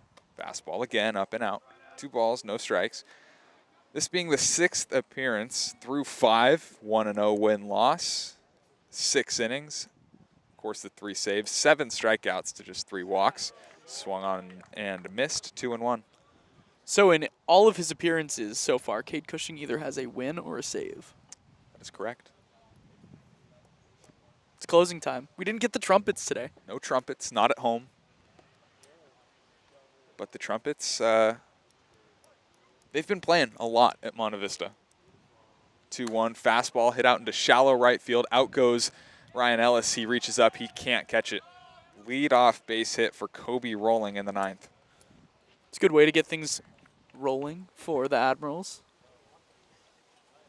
Cushing just a dunk. Whoa. Is that Fitz? It was Fitz hitting our fence. He doesn't. He should know about the field mic. Here's Seth Gwynn, the center fielder. Looking for his first hit of the ball game. He did walk back in the 3rd. Outside of that, 0 for 3. First pitch to him, fouled back and out of play, 0-1. You can really start to tell the shadows and sun is playing a factor in this ball game. Ryan Brome holding on. Kobe Rolling at first base has kind of decided to take the sunglasses off, but is holding his hand above his head, shading the sun. Good curveball on the 0-1 pitch. It misses just a little outside, 1-1.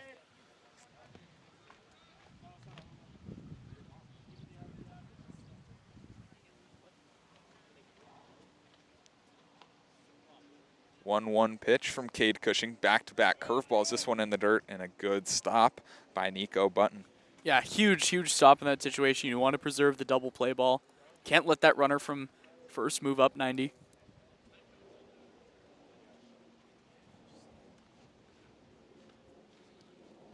One fastball catches the knees for a called strike. 2 balls, 2 strikes, nobody out. Bottom of the 9th inning in a 7-4 ball game. Kobe Rolling led off the bottom of the 9th. Lead off bloop single. 2-2 pitch in the righty-righty matchup. Fastball swung on and missed. Huge out number 1 in the bottom of the 9th inning. It's Cade Cushing's first strikeout. It's what he does. He sits that fastball right there on the outside half at the knees. Got the strikeout swing. If he makes contact with that ball, it's a ground ball to the right side. So a win-win for Cushing. He faces the Crawdad killer. 1 on, 1 out for Kenny DeSell. 2 for 4, pair of singles. He's also struck out. Here's a good curveball. It's the 12-6. It misses a little low. 1-0. Kenny DeSell, never going to hit for a ton of power. But, man, does he just find ways to get on base. And it's like he places it in perfect spots. Runner goes at first base, pitches high, a ball, the throw down to second, not in time. Kobe Rolling steals second base and puts himself into scoring position here in the bottom of the 9th. It's a big play. DeSell's not a guy that is likely to go in, ground into a double play ball, but you want to keep that runner on first. 2 balls, no strikes. Cushing delivers on a fastball that is off of Kenny DeSell's bat. He checked his swing and got it very late. Nevertheless, it's a strike, 2-1. Cade Cushing, also someone who threw against the UC Santa Barbara Gauchos. Were you there for that one? It was at UCSB. Who did? San Jose State. I may have. Runner goes. Kobe rolling, takes off for third. The pitch is fouled back and out of play. 2 balls, 2 strikes. So on April 11th. I don't think I think I would have been in Henderson or maybe Okay. Denver Flex. for, March Madness. Gauchos versus Baylor Bears. In that game, Jared Sundstrom hit a home run, You know what? I was there. and Joey Camerata also threw an inning. 2 balls, 2 strikes, curveball, fouled back. We'll do the 2-2 again. That game, I'm pretty positive, was played on 2 separate days. There was fog. There was a fog delay.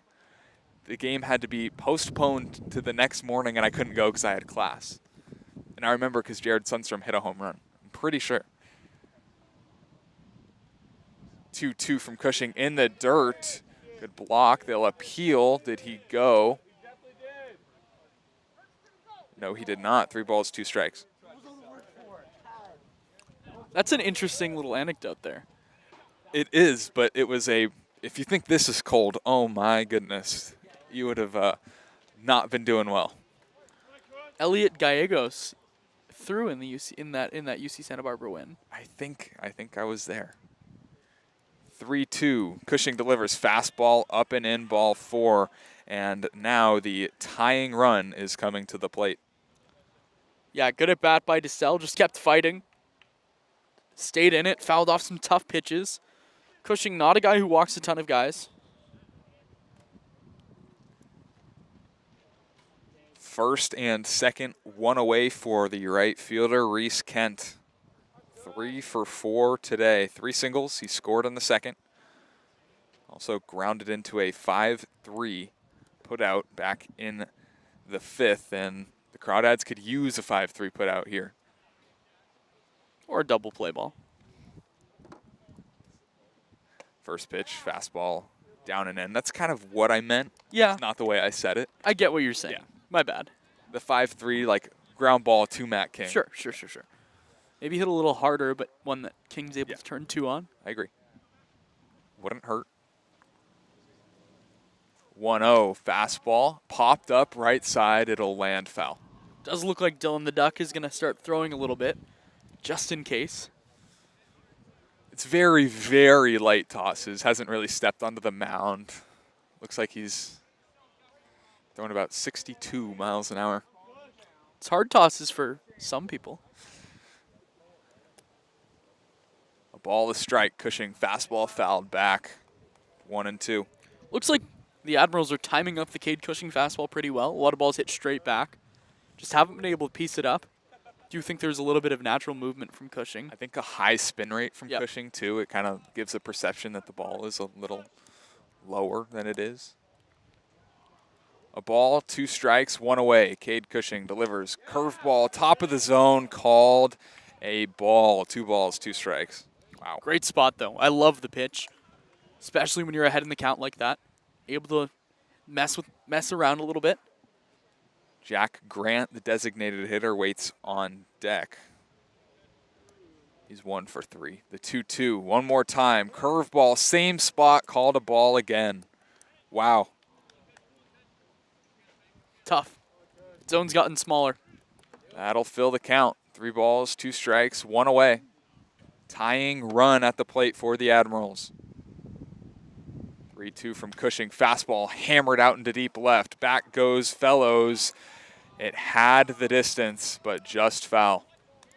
Ooh, Wow. I don't like that. I do not like that.